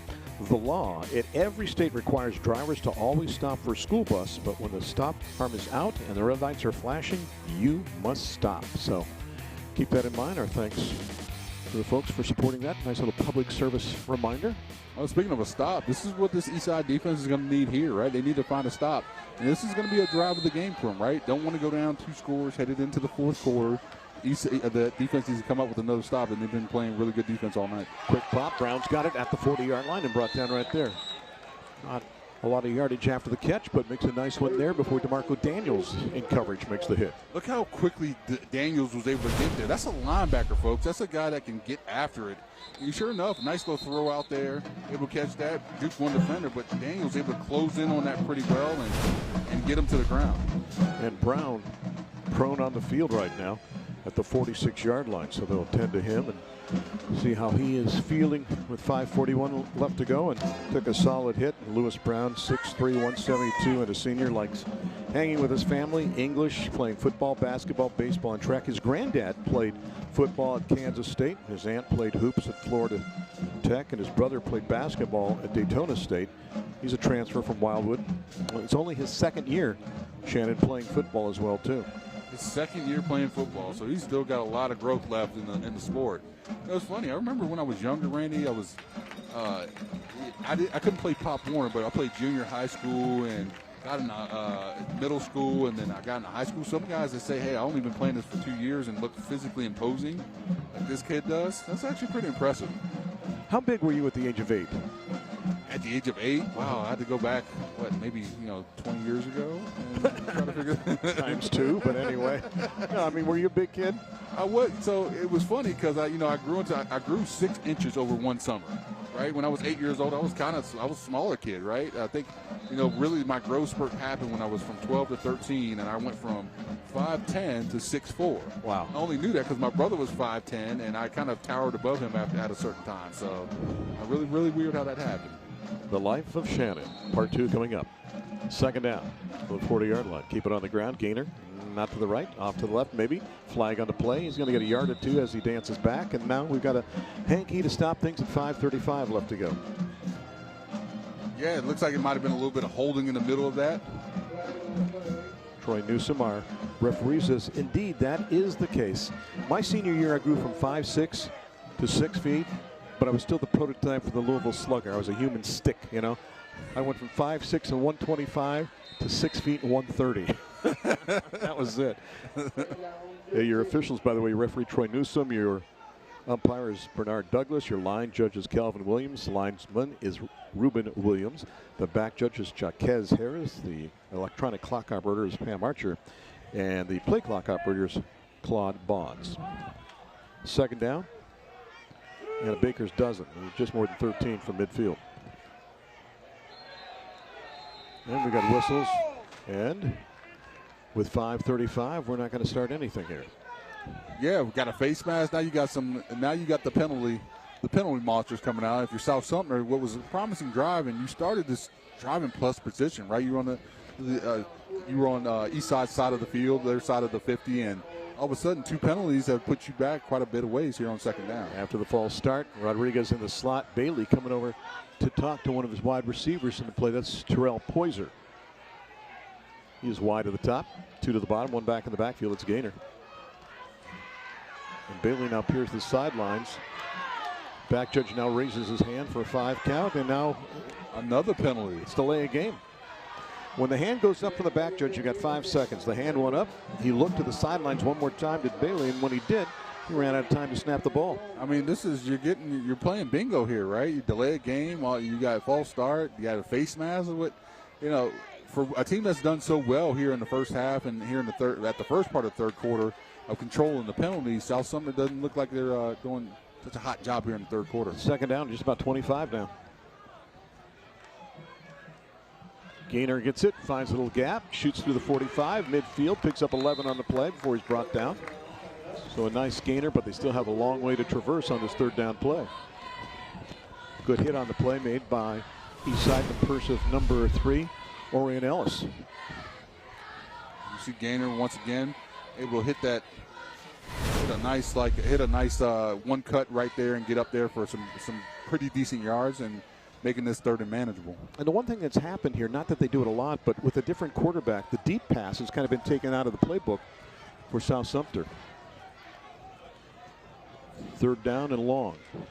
Keep it on the ground, and T3 picks up a couple yards, and he's whipped back, and that'll set up a 4th down. Mack makes the hit on the play. We've got a couple players down on the field. One for Eastside, slow to get up. Let's see if he gets up at all. Yep, he is slow to get up, and finally getting to his feet is Montrell Williams. And did he go back down? Yeah, he did. Yep, he's back down again. So Williams, a guy that's seen a lot of experience in playing time in the past for the senior defensive lineman, is still on the field at the 46-yard line. 4:35 left to go. Not exactly what you want to see here.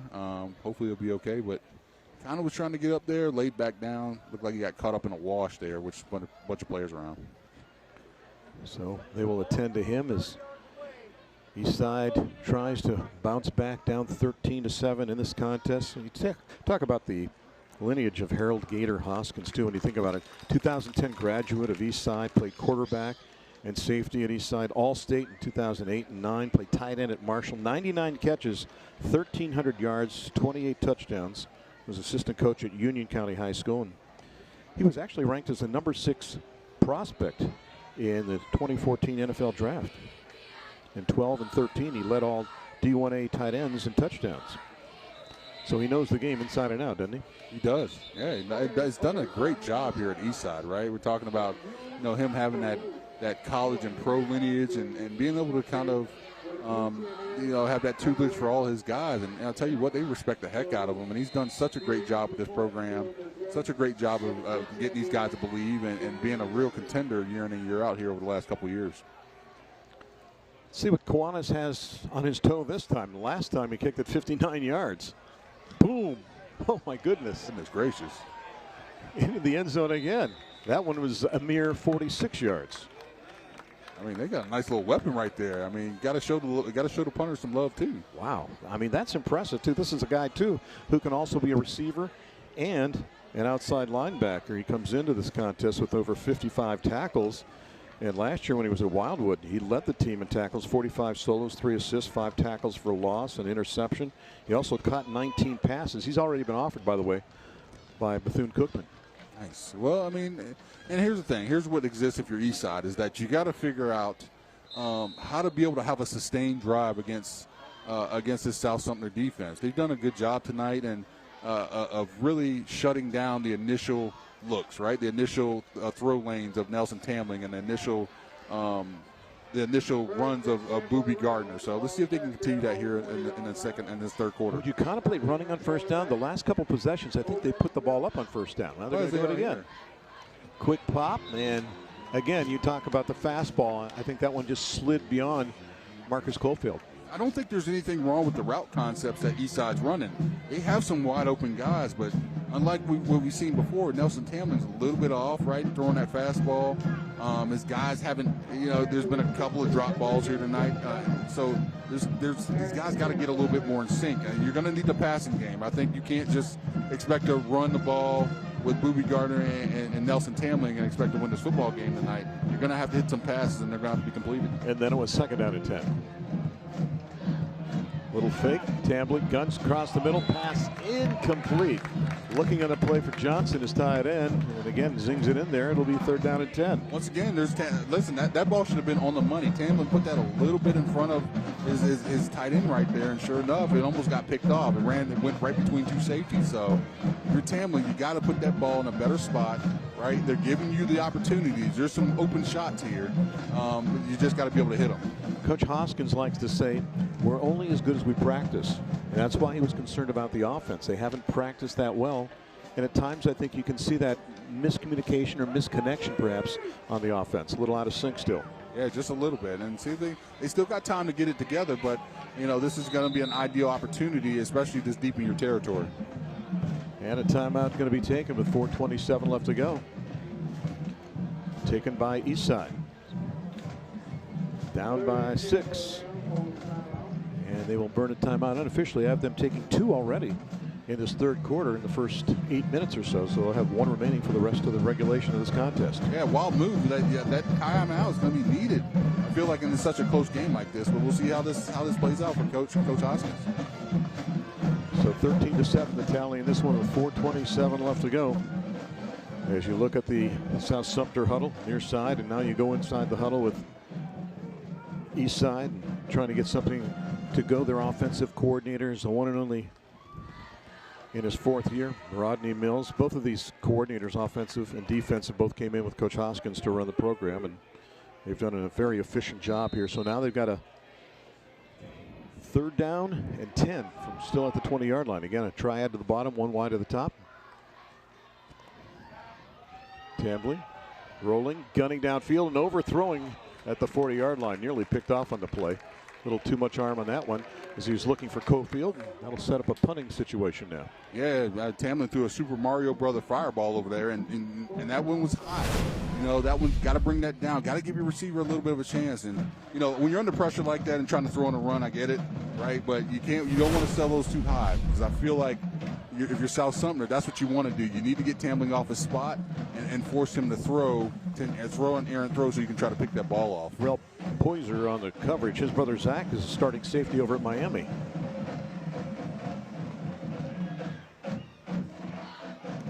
Brockington gets it off.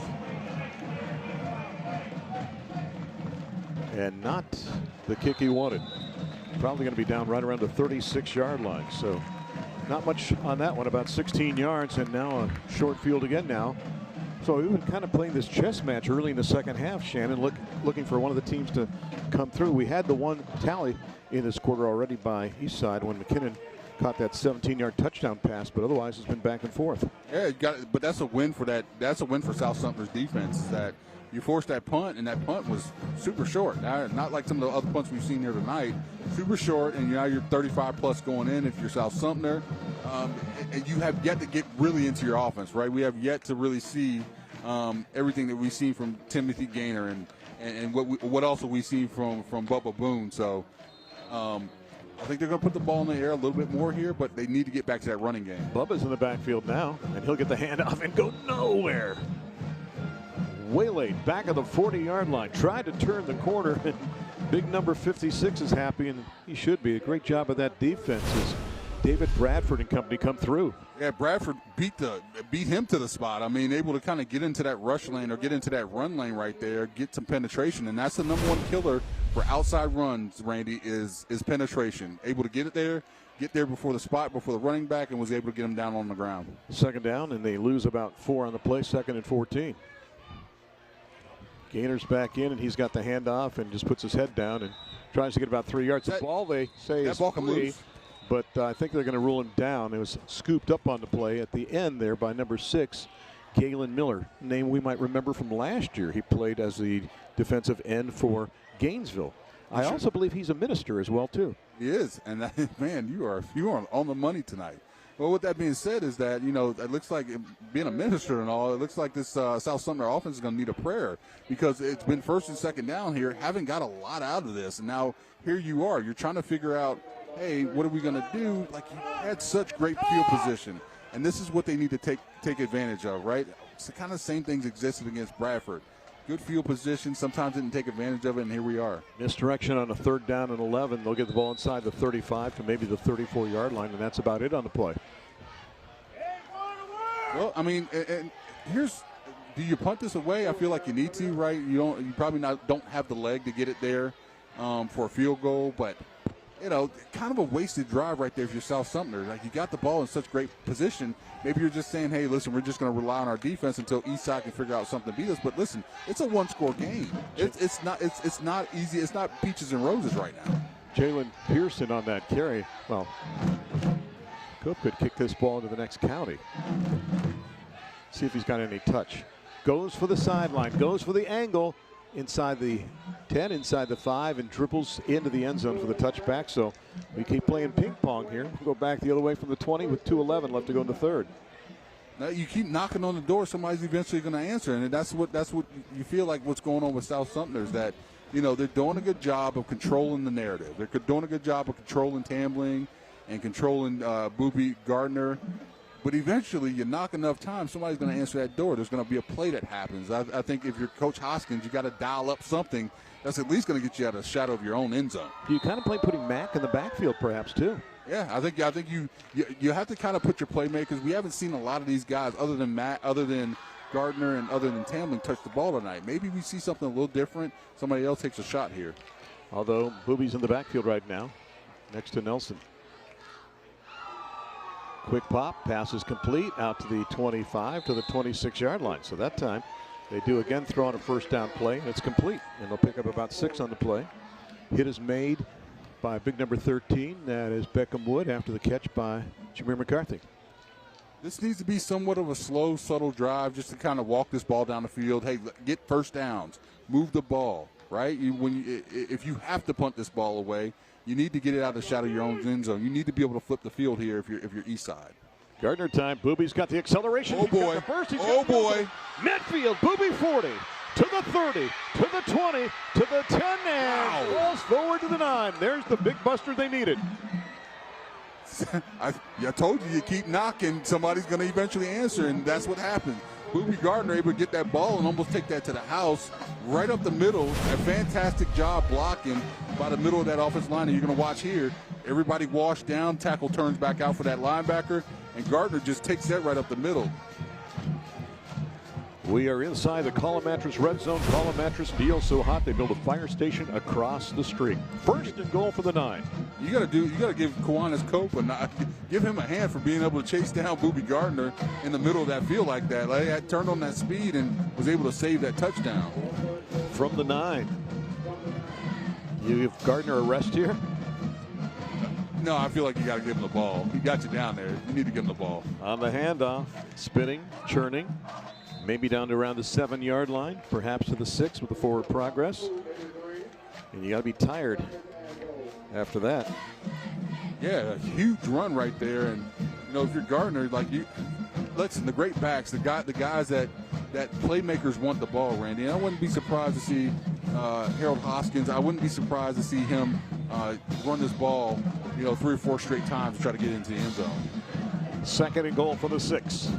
Under a minute left to go in the 3rd. Gardner's got a gap right up the middle. Does he take it in?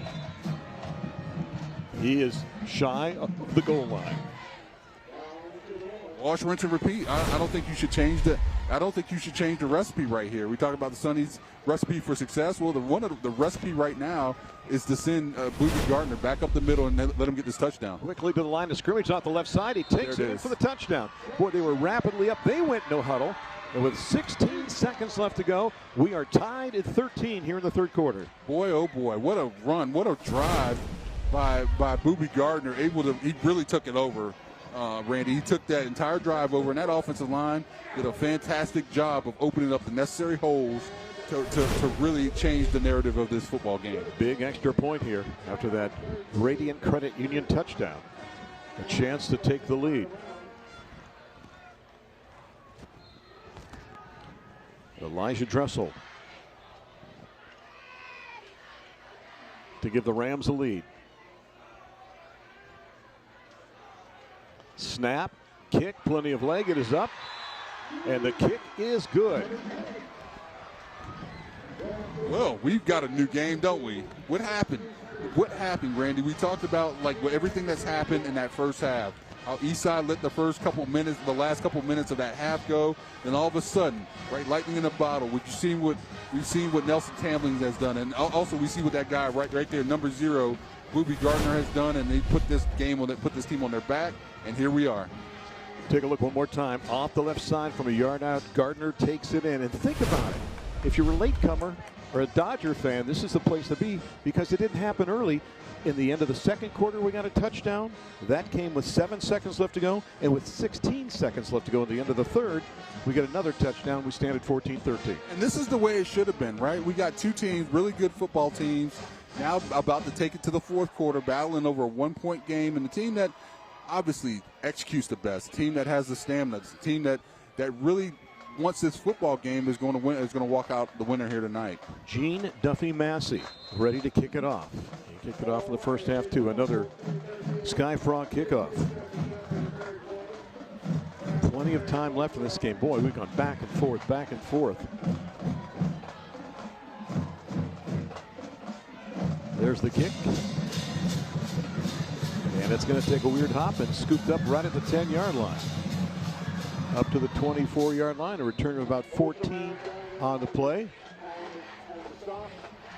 And that is where we'll start the drive for South Sumpter with 9 seconds left to go in the quarter after the return by Kyle Wooford. All right, offensively, what's worked for South Sumpter here? I mean, I feel like they need to run the ball. I mean, they got to get to a point where this is not panic time if you're South Sumter, right? Not panic time. You still got another full quarter left to go. You can run this ball. You can do a lot of stuff here before you need to even worry about having to maybe chuck it around and do some things that that you have not done here tonight. We've got a player down on the field for Eastside along the far side of the field at the 42-yard line. That's why we have a stoppage in action.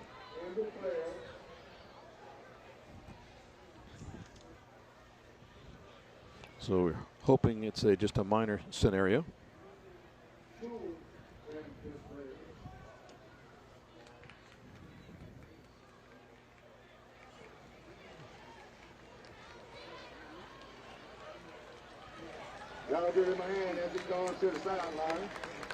So they'll attend to the player along the far side. You mentioned we're in a scenario where you hope it's, not a cramping situation, but you never know. Even though it's not nearly as warm, it's probably about 15 degrees cooler than it's normally been at this time of the evening. Yeah, it's definitely a lot cooler. And we even knew that after the rain has happened, Randy, where the rain was kind of it was here enough just to make things slick on the field. It was here enough just to make the football a little bit wet, right? But now it's a little bit cooler, so you don't have to worry about cramping. And that cramping happens early in the season. It happens when it's, it happens when it's 95 degrees out. But it feels like it's starting to be in the 60s here. Big shout out to Bounds Heating and Air. Experience the highest quality of comfort. Bounds Heating and Air. I think they supplied the air tonight because it feels a lot cooler than it has. And so now we've got the ball. They're going to call the return now, actually 12 yards. Going to mark it at the 22, so first and 10 from there.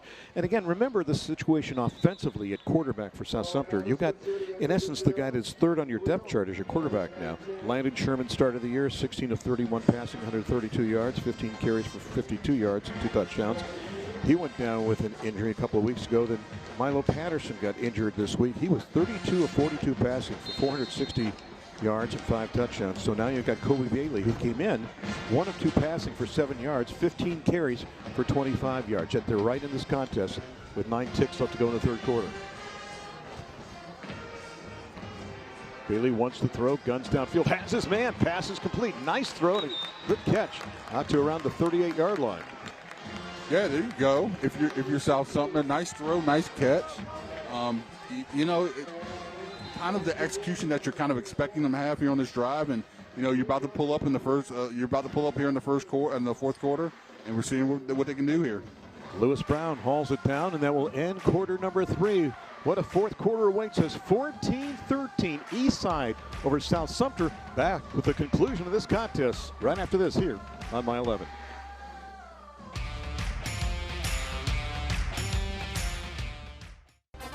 It's time for a sideline report with Pavlov Media. How does Pavlov Media stay involved with our community? So Pavlov Media does a lot of different things to help us stay involved with the community. We do a lot of work with the local schools through sponsorships, leadership programs, donations for the food insecure. We also work with the local children's hospital to do toy drop-offs, and we work with Grace Marketplace to help the people that go there. What does Friday Night Rivals mean to you? Friday Night Rivals is a great program. It gives us a chance to get more involved with the schools. We know there's a big passion for football down here. A lot of us at Pavlov also share that passion, so it's just a great way to kind of interact with the community and share our passions. What can people expect when they reach out to Pavlov Media for their high-speed fiber optic internet needs? So Pavlov Media is proud to be one of the fastest, most reliable, and most affordable internet connections in Gainesville. So when they reach out to us, you're going to get affordable prices, reliable connections, good speed, able to handle all of your computers, your TVs, your gaming systems. It's just going to be great for whatever you need it for.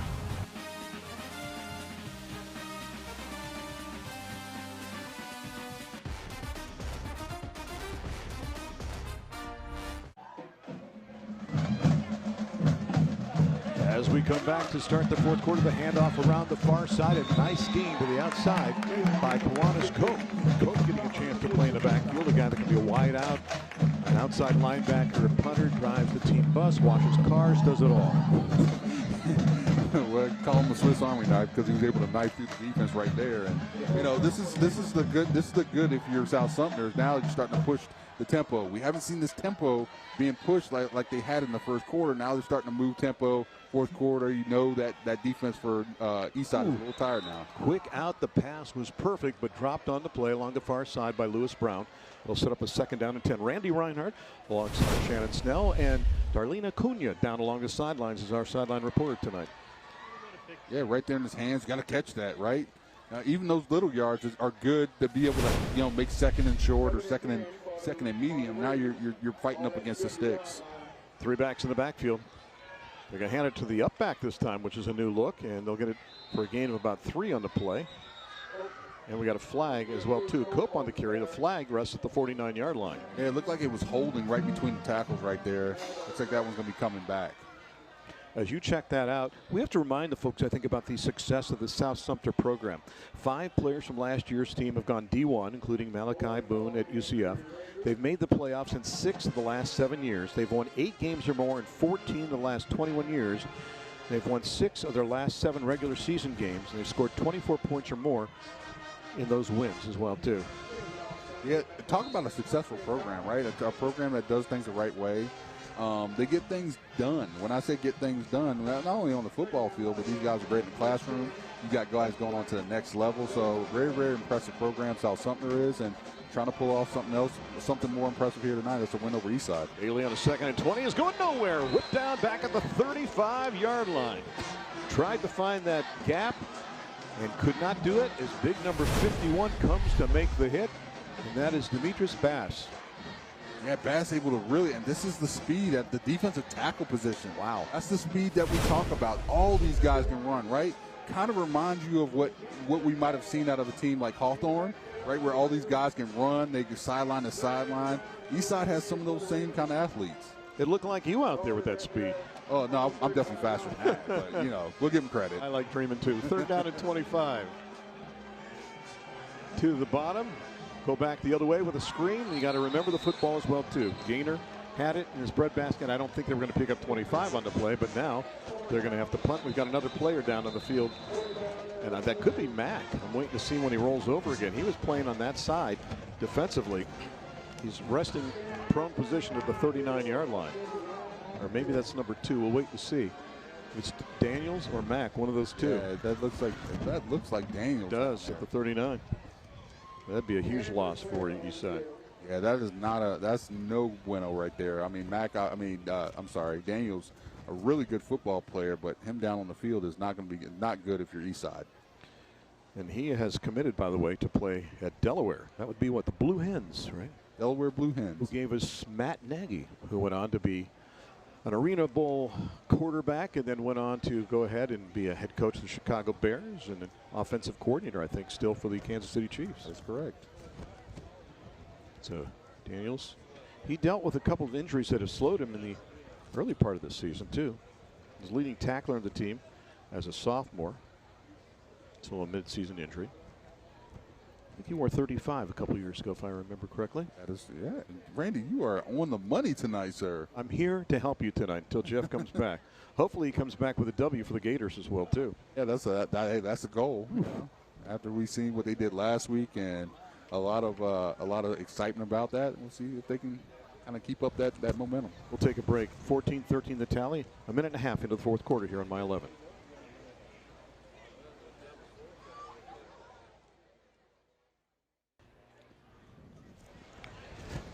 Get up, everybody. It's time to raise the roof with Mission Metals. Mission Metals, your trusted hometown metal roofing and metal building supplier, right here on Friday Night Rivals. A good sign, Cannon, that Mr. Daniels is exiting the field, although gingerly along the far side.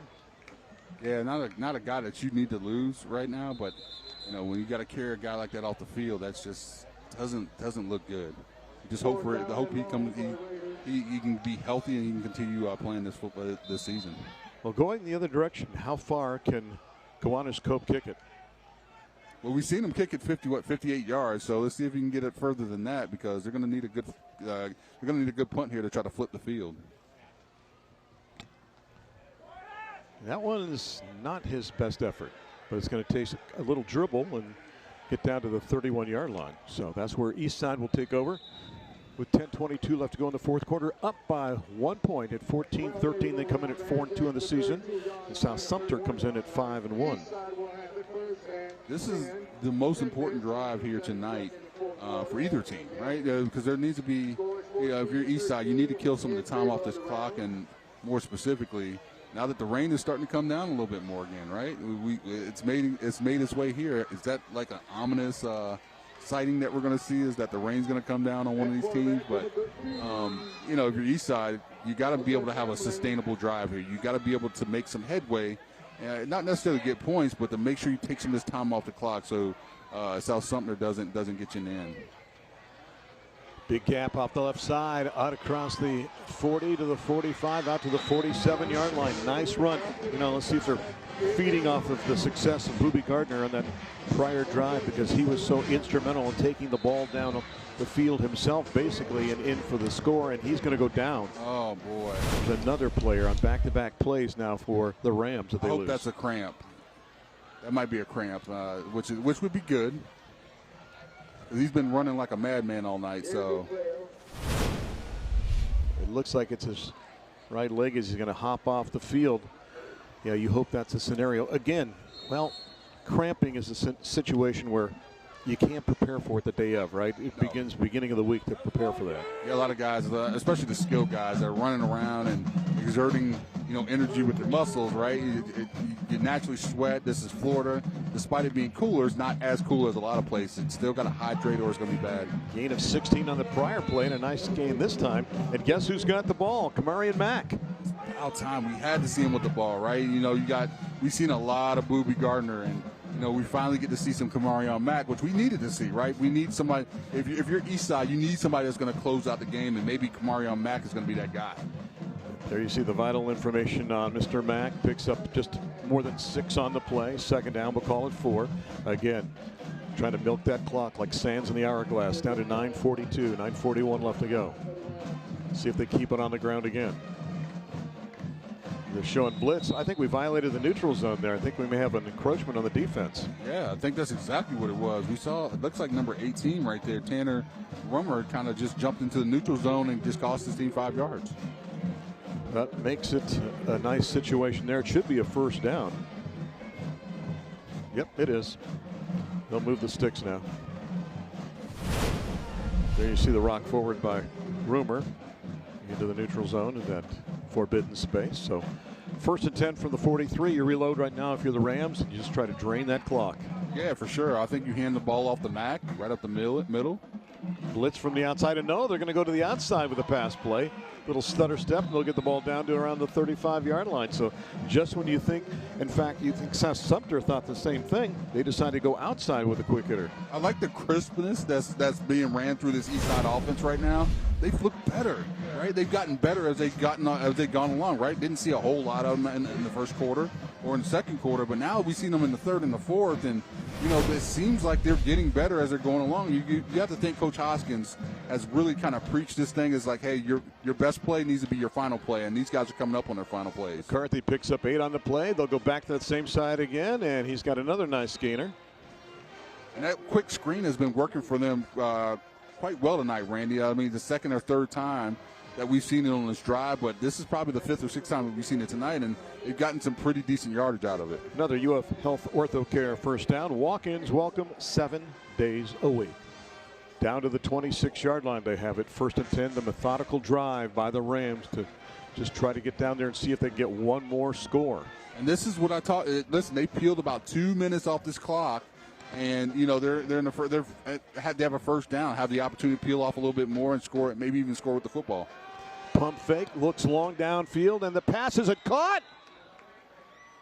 No. Broken up along the far side. Boy, it looked like there was a chance as the pass was intended for Cofield, and coverage on the play by 16, Terrell Poyser. Very nice. They faked the route that they had, the screen that they had thrown the last couple of times, and went for a kill route. Kill route is obviously the blocker on the previous 2 plays, goes out in a route, got kind of a streak route, and tries to catch the defender off kilter. Able to play it really well, South Sumter, and force an incomplete pass. Poyser, a guy that's been offered by West Carolina, so Western Carolina is going to get a great guy if he opts to take that offer. Nice cornerback, and there's the handoff off the left side, and bouncing it, and 2 defenders going to escort him to the sidelines, and Mr. Mack and company. So, yeah, I think the other thing you're doing is if you're running Mack some and then doing the passes, you're not forcing Mack to run every down because he's been playing defense too. And Gardner on the sidelines, trying to heal up again. So you kind of alternate it a little bit.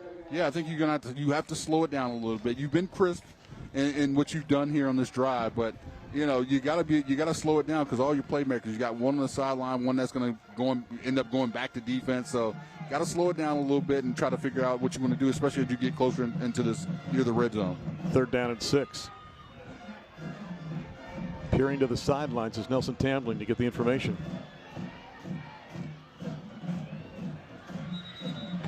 And now they decide to burn a timeout. So they'll take the timeout. I could be wrong, but I have them burning all 3 timeouts now too. Yeah, if Eastside took that timeout, that's their 3rd timeout right there. So they would be without a timeout for the last 7:43 of regulation in this contest. So we'll see what happens. Back and forth in this contest we go. South Sumter thought they had the upper hand, and then it wasn't until late in the second quarter that we got a touchdown. So we'll take a break. 7:43 left to go. 14-13 Eastside on top. You are watching Friday Night Rivals right here on My 11.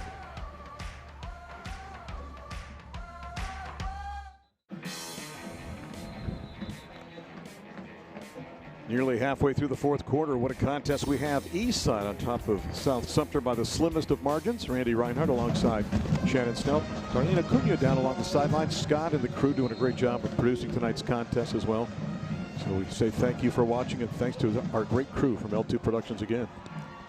Handoff up the gut, and they're going to push it. And they need to get the ball inside the 17-yard line to the 16. So what do you do now? You go for it. I feel like this is, you can run the risk of maybe trying to kick a field goal and put yourself up, 4 points here, but you got to go for this, right? I think there's, Eastside has done enough to get themselves down there, and they decided it is enough for a first down. Wow, They're moving the sticks. Well, they didn't move them at first, so they got everything ready, and I saw one fist go up in the air like it was going to be fourth down, and now they've decided that it is indeed a first down. They get forward progress down to closer to the 15-yard line, just inside the 16. Yeah, now it's imperative if you're South Sumter that you force a field goal, or you force, you try to force a turnover here, because Eastside going up is going to be it's almost going to be a wrap at that point.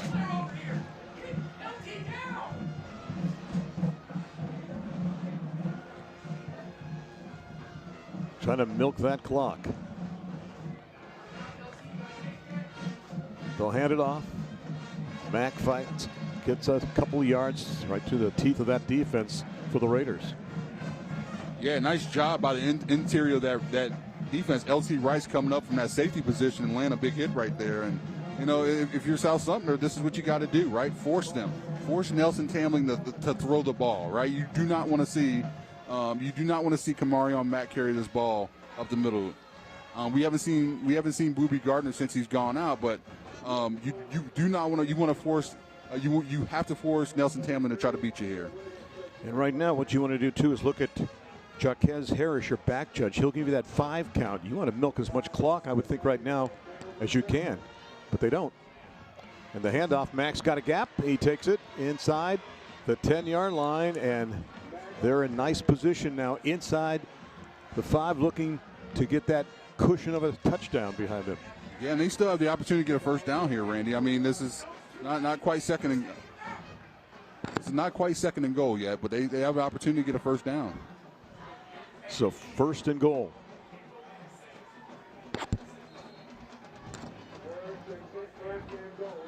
Inside the 4, near the 3. Mack in the backfield next to Tambling. And H-back or power back to the left. Mack's got it, puts his head down, fights, pushes the pile, but to no avail. Yeah, how necessary would a goal line stand be if you're South Sumter right now? They've done a good job between those tackles. They've done a good job of stopping initial runs. Had some big ones happen here tonight, but this is the most important drive of the night to try to prevent Eastside from going into the end zone. They take out an outside linebacker, bring in another big guy in front of that South Sumter defensive line. Approaching 5 minutes left to go. You almost don't want to score too early here if you're Eastside. Again, the power look now to the bottom of the set. Mack's got it from inside the 2. Can he bounce it outside? He's fighting to the goal line. He didn't make it. He's going to be short. He's going to be inside the 1. It'll be third down. What a play. I mean, listen, the fight is still there in South Sumter, and they're doing their best to hold Mack outside of this end zone. Mack with the jump cut right there. Nice cut and able to try to get into that end zone, but short right there. That was Cope. And this time, again, the brotherly shot. Got it. Do they take it in for the touchdown? Yeah, this is a touchdown. With 4:26 left to go, they unsort the pile and make it 20-13. Another Radiant Credit Union touchdown, and we're still unsorting things.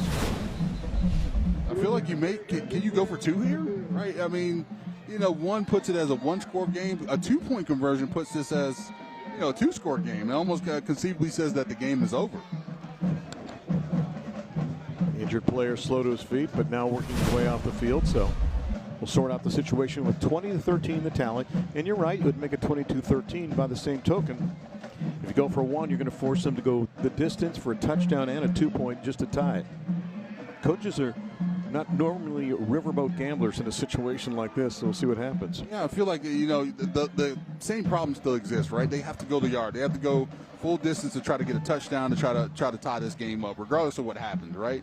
You go for 2, you almost put this game out of reach, so why wouldn't you? We'll see. It looks like they're going to kick it. Dressel's going to kick it, or at least look like they're going to kick it. Be the ultimate shocker they ran a fake here. To make it an 8-point game.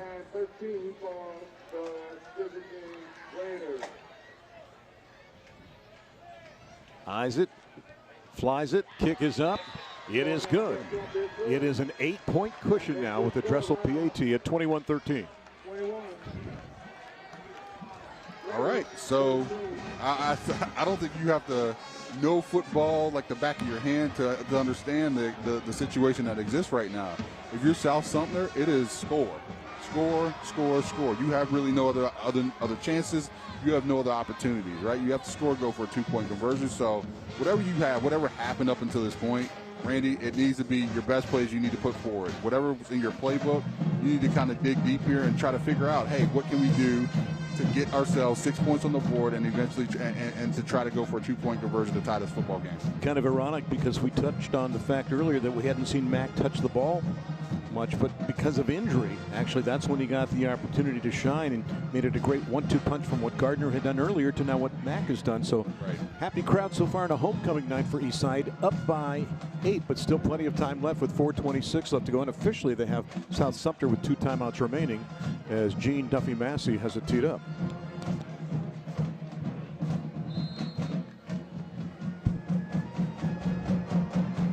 Another Sky Frog kickoff. It's time for that kickoff, and Sky Frog, stay motivated. And we got a whistle. I think we left early. Yeah, offsides on the kickoff right there. Looks like that's going to be bumped back another 5 yards. And be aware. Like we've seen some of the miscues that have happened with the Eastside Rams on special teams, Randy. Whether it be a couple weeks back or whether we've seen here tonight with the fumble kickoff. You know, be aware is that the closer you're getting, you're giving these guys a couple free yards, and you know the one thing you don't want to see is a break open in the open field and for a kickoff or a touchdown. You've got speed back there.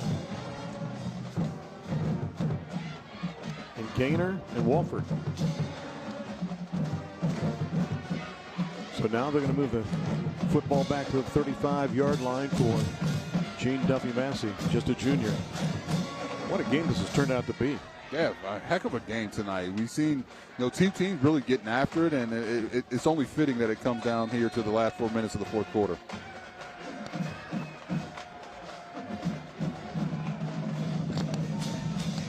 There's the boot, and it's going to dribble out of bounds inside the 10-yard line. Listen, I don't, and this is high school, right?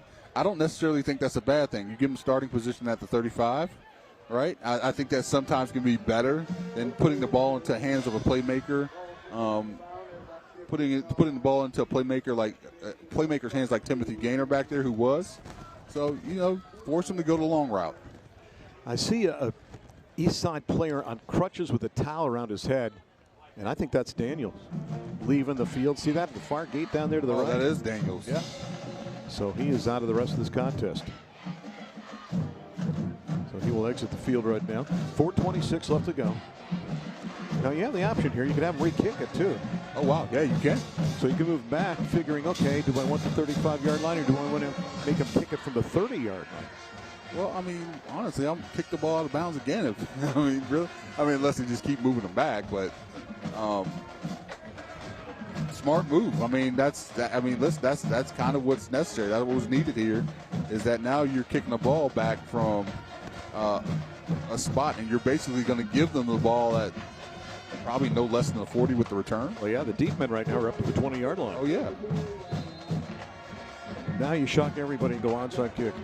Do you think Gator Hoskins would do that? If he did and it worked out, that would be the call of the year. He'd fall out of the press box. It would be the call of the year. And the ball fell off the tee. We'll be kicking this off by Thursday of next week.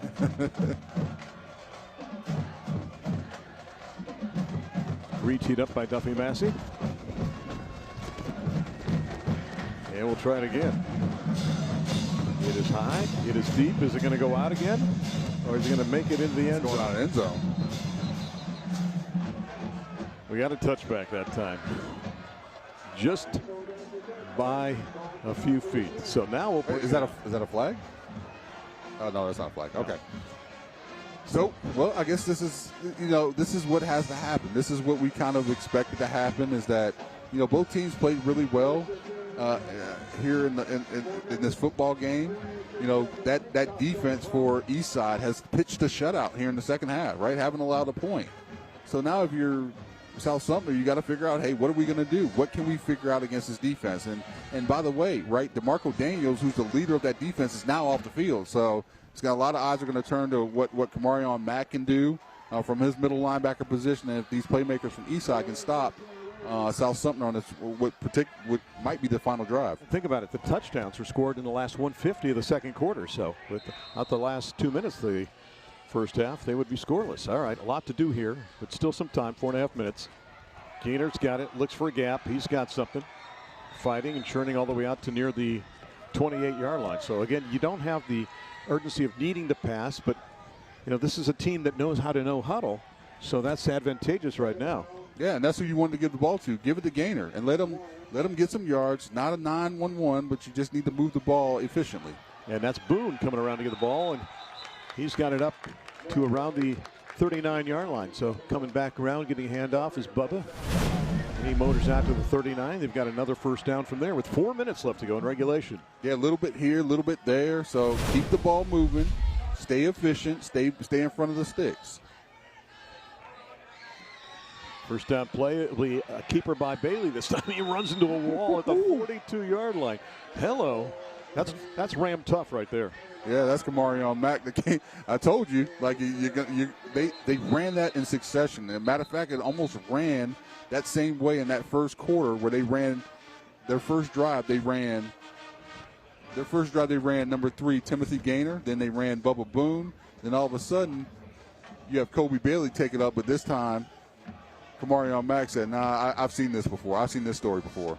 We had a player slow to get up, so we thought that perhaps there'd be a scenario where we needed the trainers to come out on the field, but no. So we'll be talking about our stop of the game coming up. This is the School Bus Stop of the Game, presented by NHTSA. Always remember to stop when the school bus arm is out. And here it is. It is the block of the field goal attempt. And it's up and blocked, and that is your school bus stop of the game. And we come back to live action. And the keeper, they get it up to the 41-yard line, and that is it. So not a whole lot there. Yeah, not a whole lot right there. I mean, once again, we talked about staying efficient. It's third down here for South Sumter, and you're going to have to figure something out, right? And they'll take time to talk about it now. Yeah, they're going to burn a timeout, and that's probably the best idea because this is as important of a drive as it is all night, right? You got to score, you got to figure out a way to at least get half these yards on third down, so you're not dealing with 4th and 10 or 4th and 9, whatever that may be, or I'm sorry, 4th and 7. Got to come up with your best play of the night, right? Maybe get Bailey out on a rollout, maybe get him on a run pass option so you can get some more open field to use those legs of his. So. Best play, got to come up here now. And you got to think, too, obviously, 4-down territory, too. Oh, 100%. Yeah, this is 4-down territory where, you know, you're not thinking about punting this ball away. You got 2 downs to get yourself the first down. And the one thing I think we've seen, too, from Kobe Bailey is throughout the game, the progression of some confidence in his passing arm as well, too. I mean, he's done some out patterns. He got one across the middle, looked pretty nice. He's got a good target in Lewis Brown at 6'3" and 172 pounds, and also a tight end. We haven't talked about much in Blaine Cleveland, who was a guy that was starting at guard last year, but they moved him outside at 6'2", 210 as a senior. He's got good hands. And we talked about, you know, we've seen a lot of Kiwanis Cope now all over the field, too. He's a guy that could factor into this. So we'll see what happens. Third down, and we'll call it a long 7 now with just over 3 minutes left to go. 3rd and 7 and 3:07 on the clock. Bailey wants to throw. Thought about it. There's a gap. Gets it up to the 44-yard line, and it could have come down to what's coming up next.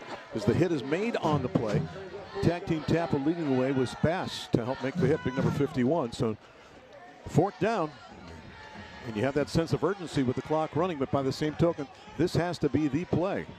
Yeah, that was kind of predictable play, right? Bailey didn't see anybody, right? He had to turn on the wheels. He had to try to get what he could, and he did. But now this is the play, right? This is the play that determines if South Sumter walks away as can continue this drive or Eastside wins this football game tonight. Poyser and Boone way wide to the bottom, 2 wide to the top. Gaynor in the backfield with Bailey. 4th down, they need about 6. Back to throw, looks, guns, pass, caught. Poyser brought down, but he's got the first down just beyond the sticks. With 2:16 left to go, the clock will stop when they move the chains. Beautiful throw, beautiful catch, and that's exactly what you need. That's ice cold right there in the veins by Bailey, being able to make that play, make that throw out there, and able to pull that in after a really big hit too. The clock is running, but the sticks aren't ready. From midfield, first down, they're going to hand it off. It is Cope who's got it. Cope fighting, spinning to the outside. We talked about Kiwanis. 25, Cope 30, Cope down the sidelines. Kiwanis Cope all the way down inside the 20-yard line. Boy, did we see that coming. You see Kiwanis Cope get up in the middle and then take it to that outside. And once he turned on those jets, there was nobody over there. He had a couple of blockers, could have took that all the way. I just kind of sensed, as Mack was to Eastside, Cope had the chance to be that for South Sumpter. He picks up 38 on the play. We're in the Call Mattress red zone. Handoff. Gainer got a gap inside the 10-yard line. Clock down to 145, 144, 143 left to go. I feel like this is a wash, rinse, and repeat. Keep handing the ball to Gainer. Don't stop handing the ball to Gainer. This is 4-down territory, right? But you have the ability to get this ball into the end zone with 1 minute and 30 seconds left. 2nd down and 7, nothing to the right. Bailey will keep, gets to the 10-yard line, stood up there, hits a wall, knocked back to the 11. That was something going awry on that play because it was designed to go to the right, and Bailey saw nothing there and takes it back the other way to the left and gets it down to the 10-yard line. And now it's 3rd down. 3rd down and about 7. They can get a first down just past the 2-yard line. Yeah, alert bells are going off now because you got 2 downs. Still to get this, you still have the ability to get a first down here, but you got to make these 2 of your best plays. Bailey back to throw, looking, rolling left. He's got corner. He's got the 10.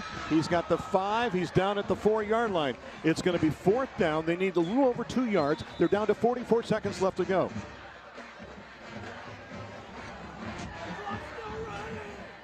And they take a timeout, but the clock kept going. They wanted a timeout with about 43 or 44 seconds left. The clock is still running. It looks like the refs are going to call that in. They're going to call that situation up a little bit. Yeah, Troy Newsom is gathering his gang, and they'll reset the clock. Right now it reads 30. I thought it was around 42 or 43. It could be wrong when they wanted the timeout. Bedlam here in the waning moments of this contest. We knew we had a good one. And boy, it has lived up to all expectations we had before this contest. It sure has, Randy. Like we're getting down to the nitty-gritty of, this 4th quarter, and we watched South Sumter, which has struggled quite a bit here in the second half, finally have the drive that they needed to have to maybe get some points here on the board. And let's see if they can finish it off here. I'm trying to read the finger cues from Troy Newsom, who's got his back to us. I'm thinking maybe 41 or 42 seconds. There it is. Hey, got something right for a change. All right, so now you got the ball at the 4-yard line. I'm pondering the sticks right now. I see them right around the 2-yard line. So you need a couple of yards. And again, if you get the first down without a touchdown, the clock will stop when they move the chains, although it's just going to be a goal-to-go situation. But you need 2 yards, and you need it now. Yeah, this is the most important part, is that normally for an offense, if they get the first down, let's say they do get it, right, they're going to have 2 or 3 plays that they can call right then and there. So they're not only discussing this play, which they definitely need, but they got to discuss the next play, right? Hey, do we hand it off? Do we hand it off to Gainer? Do we, do you have Bailey do something, a rollout? Or listen, there's a couple plays being discussed here because of the fact that clock will start running again. That's right. Do you go for an option style play? 3 backs in the backfield. Gainer's the deepest. Cope is on the left. On the keeper, wow, they need 2. They're going to go for the keeper. Did he get it inside the 2-yard line? Did he make it? We'll wait to see as they unsort the pile. Where's the ball? Where's it spotted? Apparently he got enough for the first down. 1st and goal for the 2. Hands it off. No, he rolls. Bailey to keep. Touch. Can he get to the end zone? He didn't get it. Touchdown. Got it. Touchdown. 22 seconds left to go. Bailey on the keeper with a nice fake, takes it in with 22 seconds left to go, and now it is down to a 2-point conversion. What moxie by the young man, 3rd on the depth chart at quarterback just a couple of weeks ago. And what has been the formula in this contest? At the end of the 2nd quarter, with 7 seconds left, a touchdown by South Sumpter. With 16 seconds left at the end of the 3rd quarter, Gardner with a touchdown for Eastside. And now with 22 seconds left to go, a touchdown. A chance to tie it. This is the game right here.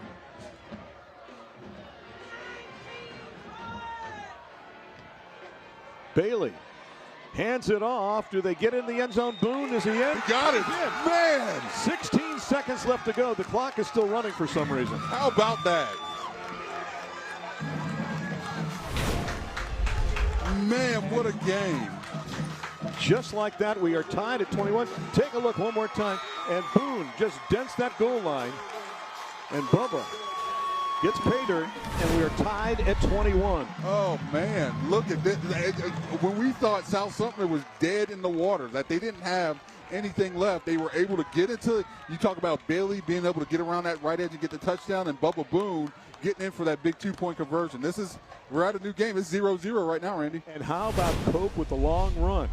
Yeah, Cope listen, there was a bunch of heroes on that drive. You see Boone coming around, and 2 or 3 guys had the opportunity to get him on the ground, but they're able to power through, and that's what that off-season weightlifting does. That's what the guys do in the summertime. Is meant for moments just like this. So they reset the clock back to 21 seconds. Now, do you kick it deep? Do you pooch it along the ground? What do you have to do here? You know, you got 21 seconds. You don't want to give them an opportunity. Hey, listen, I think you can pooch it just like you have been all night. Maybe kick it, like kind of angle kick it, and force them to kind of go up the sideline and get out of bounds. But don't kick it deep. I don't think that's necessary. Alejandro Cruz Garcia to boot it from the 40. A diagonal kick bounces around. It's a free ball. Oh, it's scooped up by Eastside, and they pay the price. That was a missile of a hit on that play by Ward. So now Eastside's got it. Let's set this scenario. It still says 21 seconds. Again, that second should have gone off on the clock because it was a live motion play. It did not. So with 21 seconds left, you can hit a pass play. Dressel's got a decent leg. Take a look at this one more time. That's tricky second hop they always talk about, and it got by big number 31 initially for Eastside. So now the ball is going to be resting at the 43-yard line. And how deep do you play the secondary here? Well, Tamlin's got we both know Tamlin's got a big arm, right? You can chuck that ball down there. You got to be able to play this game because with a first down, it's going to stop the clock, right? They can get up there and spike this ball down. So you got to be able to play this somewhat normal without saying, hey, we're going into a straight prevent defense. Look at the back line. They got 5 guys at the 35-yard line. That's a look I don't see that often. And listen, there's room and opportunity here, Randy, for some pass plays to be able to hit and get yourself in field goal position. We could be facing overtime for the second time this season. Remember how we started the season, double overtime. John Adams takes in for Chiefland on a 2-point try. They beat Williston 36-35. All right, here we go from the 43-yard line. 1st and 57. Hambly guns it on the out pattern. Pass is complete. And they'll get a nice gain on the play down to around the 45-yard line. Well, you do that again, and you've got a chance if you go down and out. You give yourself a chance, and that's all you can do, right? You have this opportunity. You have this opportunity to really give your field goal kicker a shot, but you got to be able to get it to say, let's say roughly, I don't know, the 20, 25-yard line. Dressel's range is 45 yards, they think. Quick pop, the pass. No! Oh my God! Oh my gosh!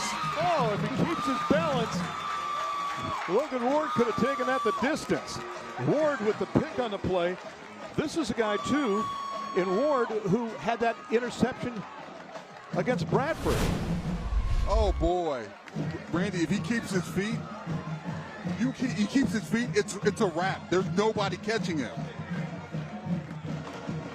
Logan Ward picks it off, and now with 5 seconds left to go, you go the other way. Well, they don't have a kicker with the leg of a Dressel, but weirder things have happened in this contest. And again, it's the last 2 minutes of each quarter that have been so exciting.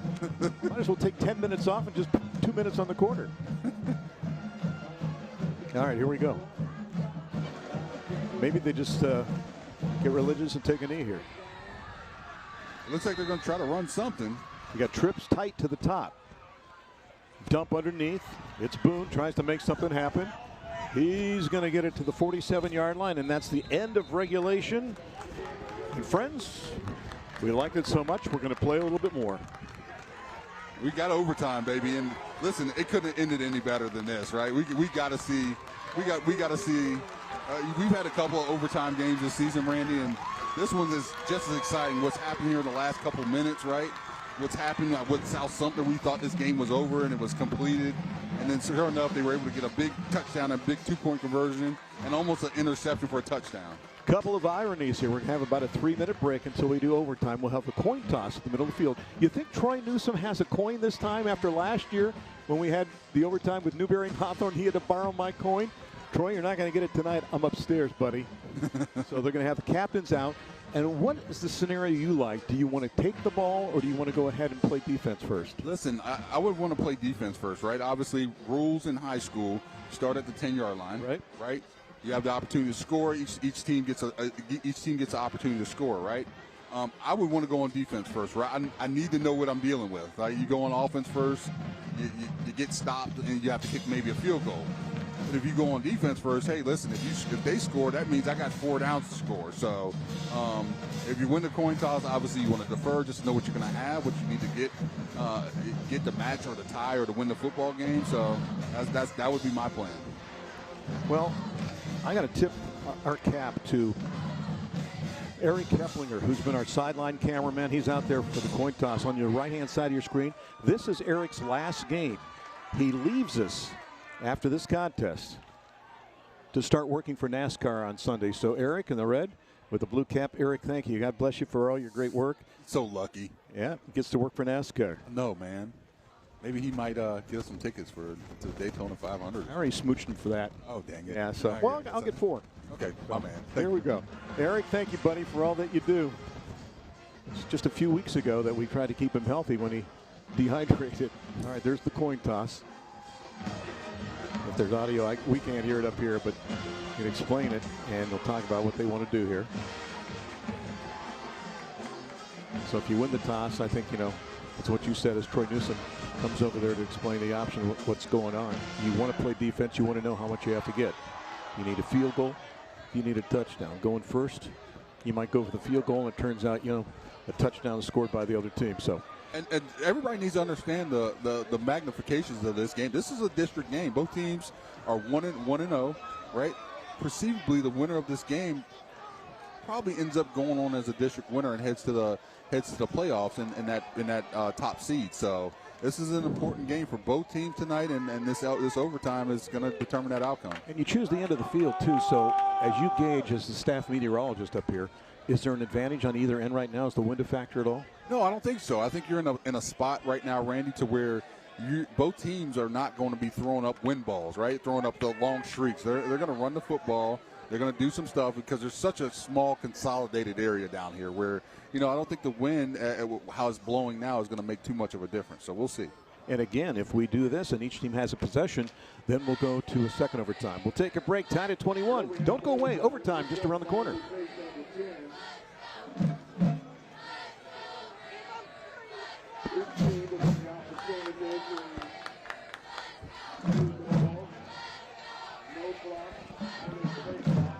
We are tied at 21. And it'll be South Sumter with the ball to start things in overtime. Offensively, is it Gainer time? Is it Bailey time? Yeah, I feel like it's going to be Gainer time, right? I feel like Gainer's going to get the ball, and Bailey's not in right now, so I think they're dictating what they want to do. Maybe I'm sorry, Bailey isn't. So I think they're dictating what they want to do. Maybe misdirection. It's big number 22 that gets the handoff this time as to go with that crossbuck move, and that's Gabe Sabalona trying to catch Eastside off guard with that. And he'll get a short gain on the play. Sabalona with a nice little run right there, but I feel like you need to give the ball to Gainer just a little bit here, right? We haven't seen that one-cut ability here a whole lot in the second half, and this is the perfect area for him to display his skill set. Second down and goal from the 9. Again, no time kept on the clock, but there's a play clock in between plays, and they'll keep it on the ground again on the left side. Nothing there again. Maybe a yard on the play, and that's about it. Yeah, impressive by that front of Eastside is still being able to hold the point of attack and play assignment football, making it third and goal here.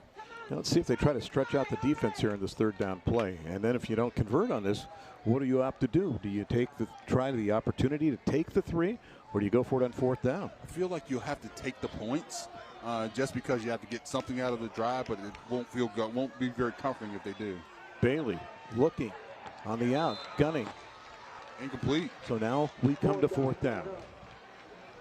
So yeah, now you have to kick it. Now you run the risk of, hey, making the field goal, because if you miss, you basically have given a free window to Eastside to win this football game tonight.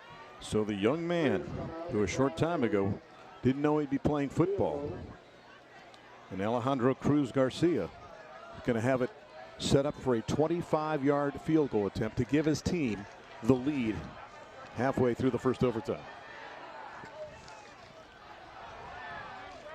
Rodriguez, by the way, is the holder.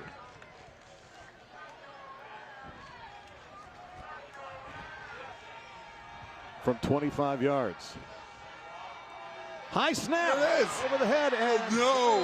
And Eastside now will get the ball, knowing that any score, a field goal or a touchdown, can win it, as they cannot convert on the snap, so there is no field goal attempt. And now we give it back to Eastside. They will get the ball at the 10-yard line first. Oh, man, this is special teams. This has been the story of the season, Randy, is special teams miscues. And we've seen this 4, maybe 5 out of the weeks that we've covered Friday Night Rivals, the local IBEW Local 1205 Friday Night Rivals. We've seen special teams miscues that have really affected these football games. When I say affected, it's been the difference between winning and losing. So now, is it the MAC attack time? I feel like you have to, right? I feel like number 5 should get this ball 3 times, and if he doesn't score, I think it should go into the end zone, and maybe even give Nelson Tambling a couple of quarterback runs or give them something. Do not put this ball in the air. That would be my single bit of advice to Coach Gator Hoskins. And the handoff, and guess who's in there? He's back in. Yeah, Booby Gardner. He's back, right? And they're Halloween here. So, you know he's going to get the ball. Rubbing those hands, he's been, and we think it was just a cramp that he had. I mean, obviously running wild all night tonight, but you got to figure out a way to stop number 0 if you don't. If you don't, he's walking away with this win with this football team tonight. 2nd down and goal from inside the 7. The conga line moves over a couple feet to the left. Handoff again inside the 5, and then push down from there. It'll be 3rd down and goal. Yeah, hand it off again. All right, listen, if you're South Sumter, you know what's coming. You know what's coming up. Sell out. Sell out. Number 0's coming up the middle. All right, everybody needs to make it a point to try to knock Booby Gardner to the ground. And now Kamarion Mack. And to me, it sounds like they have a lot of confidence in Elijah Tressel as well, too. Yep, Mack is in there now to the right of Tambling. 3rd and goal from just inside the 5. He's got it, spins, backs his way inside the 2. All right, it's 4th down. It's come down to this. I've said that about 5 times tonight. I feel like you got to kick it. I mean, right? Because I feel like Gator Hoskins is, maybe you spend the timeout here and try to figure out what you want to do. You get a timeout in overtime, 1 for each team. Let's see what they opt to do here. They're thinking about it, and now they'll burn that timeout. Right, and look where the ball's at. Right, you run a sneak. I mean, it's inside the 1. Actually, we thought it was inside the 2. It's closer to inside the 1-yard line. Do you run it? Do you legitimately say, "Hey, we're going to go for 4th down"? And you know, we've seen South Sumter stop their sneak before, right? Or that ball. Or am I crazy by saying, "Hey, do you run the risk of running a sneak, or do you kick this ball through those uprights?" Let's put it to you this way: you're not going to lose in this round. No, you're not. So you've got the ball inside the 1 when it's that close. The other thing you have to watch for too is sometimes you can be too close with the kicker. You've got to get the elevation on the kick as well too. That's true. I mean, you got a good point, Randy. But you know, even at this point of the at this stage in the game, does it like go for it? The nerves are high. I think you go for it, right? I think you send Nelson Tambling, you get a push going, and you send it right up the middle, though. Well, you know what? I like a running back better than Tambling because remember he got stood up a couple times when he was trying to do the push. So we'll see what they do. Let's see who they're going to send out there. If they send out their Gardner or Mack, they've both been very effective at different times in this contest. At the end of the 2nd quarter was scoring. At the end of the 3rd quarter was scoring. At the end of the 4th quarter was scoring. They're going for it. Now at the end they're going for it. Yeah, here we go. The ball inside the 1 yard line. You know where it's going. You know where this ball is going. There's the know where it's going. Look. Push him in. There's the stop. Did they stop him? There they go. Did they touchdown? And the game is over. Eastside gets the push. A little brotherly shove will put it into the end zone. And that Radiant Credit Union touchdown is the difference in this game. And Eastside is the winner in this contest, 27-21. What a game. What a script. What a game. You couldn't write a better script for this. I mean, you wait till the end of the quarters, 2, 3, 4, and overtime. Spike it. There you go. Nelson Tambling. This time the number 13 is lucky. What a game. What a game between. And listen, a lot of times you find reasons to say, hey, this team lost or won. Shout out to South Sumter High School. This game could have gone in their favor tonight, but just a fantastic football game. This is why we watch the game. This is why we call these games to see games like this, Randy. So Eastside 27, South Sumter 21 is the final tally in this one. What a contest in week number 7. And after this contest, both teams are now 5-2 on the season. And Eastside now in the driver's seat in the district. What a game it's been. We're going to take a break. When we come back, the trophy presentation. If anybody has enough strength to lift that puppy up over their head, we'll find out. 27-21. Eastside is the victor in this one. We'll take a break, and you watch it all right here on My 11.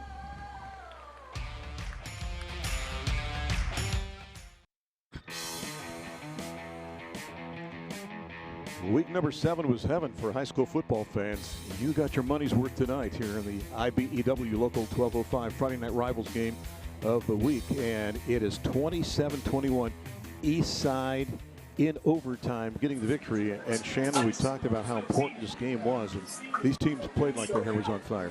Man, they did. This is the kind of games that it makes worth watching, Randy. And it just was a fantastic job by Gator Hoskins and his team. And once again, shout out to South Sumter for what they did tonight. They came in here and almost pulled off what was a really nice win, and went into overtime. And this is enjoyable football. So nice job to both teams, but there can only be one winner, and that is the Eastside Rams.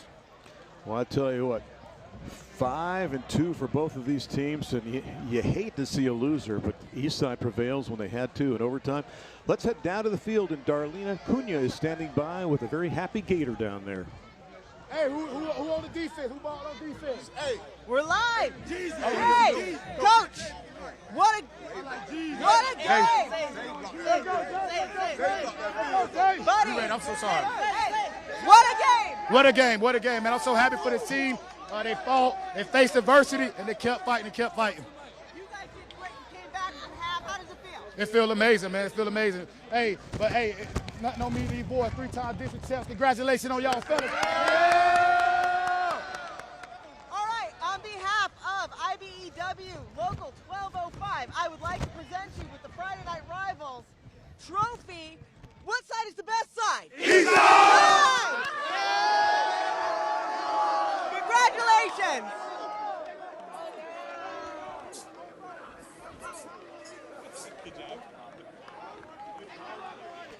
Time now to check out our player of the game. With all the roller coaster moves in this, there are so many options, but I think we'll have to go with Boobie Gardner, the sophomore. Came through when Eastside looked like they were really down in the mid part of this contest, and we pick him as the IBEW Local 1205 player of the game. Boobie just running like Boobie Miles from Friday Night Lights, right? He's getting after it. I mean, obviously breaking off big runs. Really was the catalyst of why this football team took off tonight and got the offense rolling. So nice shot. Shout out to him, and congratulations to him for being the player of the game, and also that offensive line for doing such a great job tonight. What a contest. And Shannon, it was an honor coming upstairs with you, and thank you for keeping me out of the rain tonight, too. Yeah, nobody hurt Randy tonight. Right? So that's even more important. Thank you, buddy. It was a pleasure working up here with you. Buddy. Just a reminder, all of us would like to take a moment to thank the wonderful sponsors, the International Brotherhood of Electrical Workers, Local 1205, and Radiant Credit Union, who through their contributions to the program make these games possible for the viewers at home. We'd also like to thank our other great sponsors on Friday Night Rivals. Those include Parks Motor Group of Gainesville, Mission Metals, Pavlov Media, Bounce Heating and Air, Sonny's Barbecue, GFL, Column Mattress, UF Health Orthocare, Skyfrog Tree Service, and Tucker Chiropractic. And we'd also like to thank tonight's participating schools and their administrators for their support, South Sumter High School and our host, Eastside High School. What a night. Put this game in the time capsule. The final tally in this one, in overtime, Eastside wins 27-21. I'll say it one final time. You've been watching the IBEW Local 1205 Friday Night Rivals presented by Radiant Credit Union in one place, right here on My 11.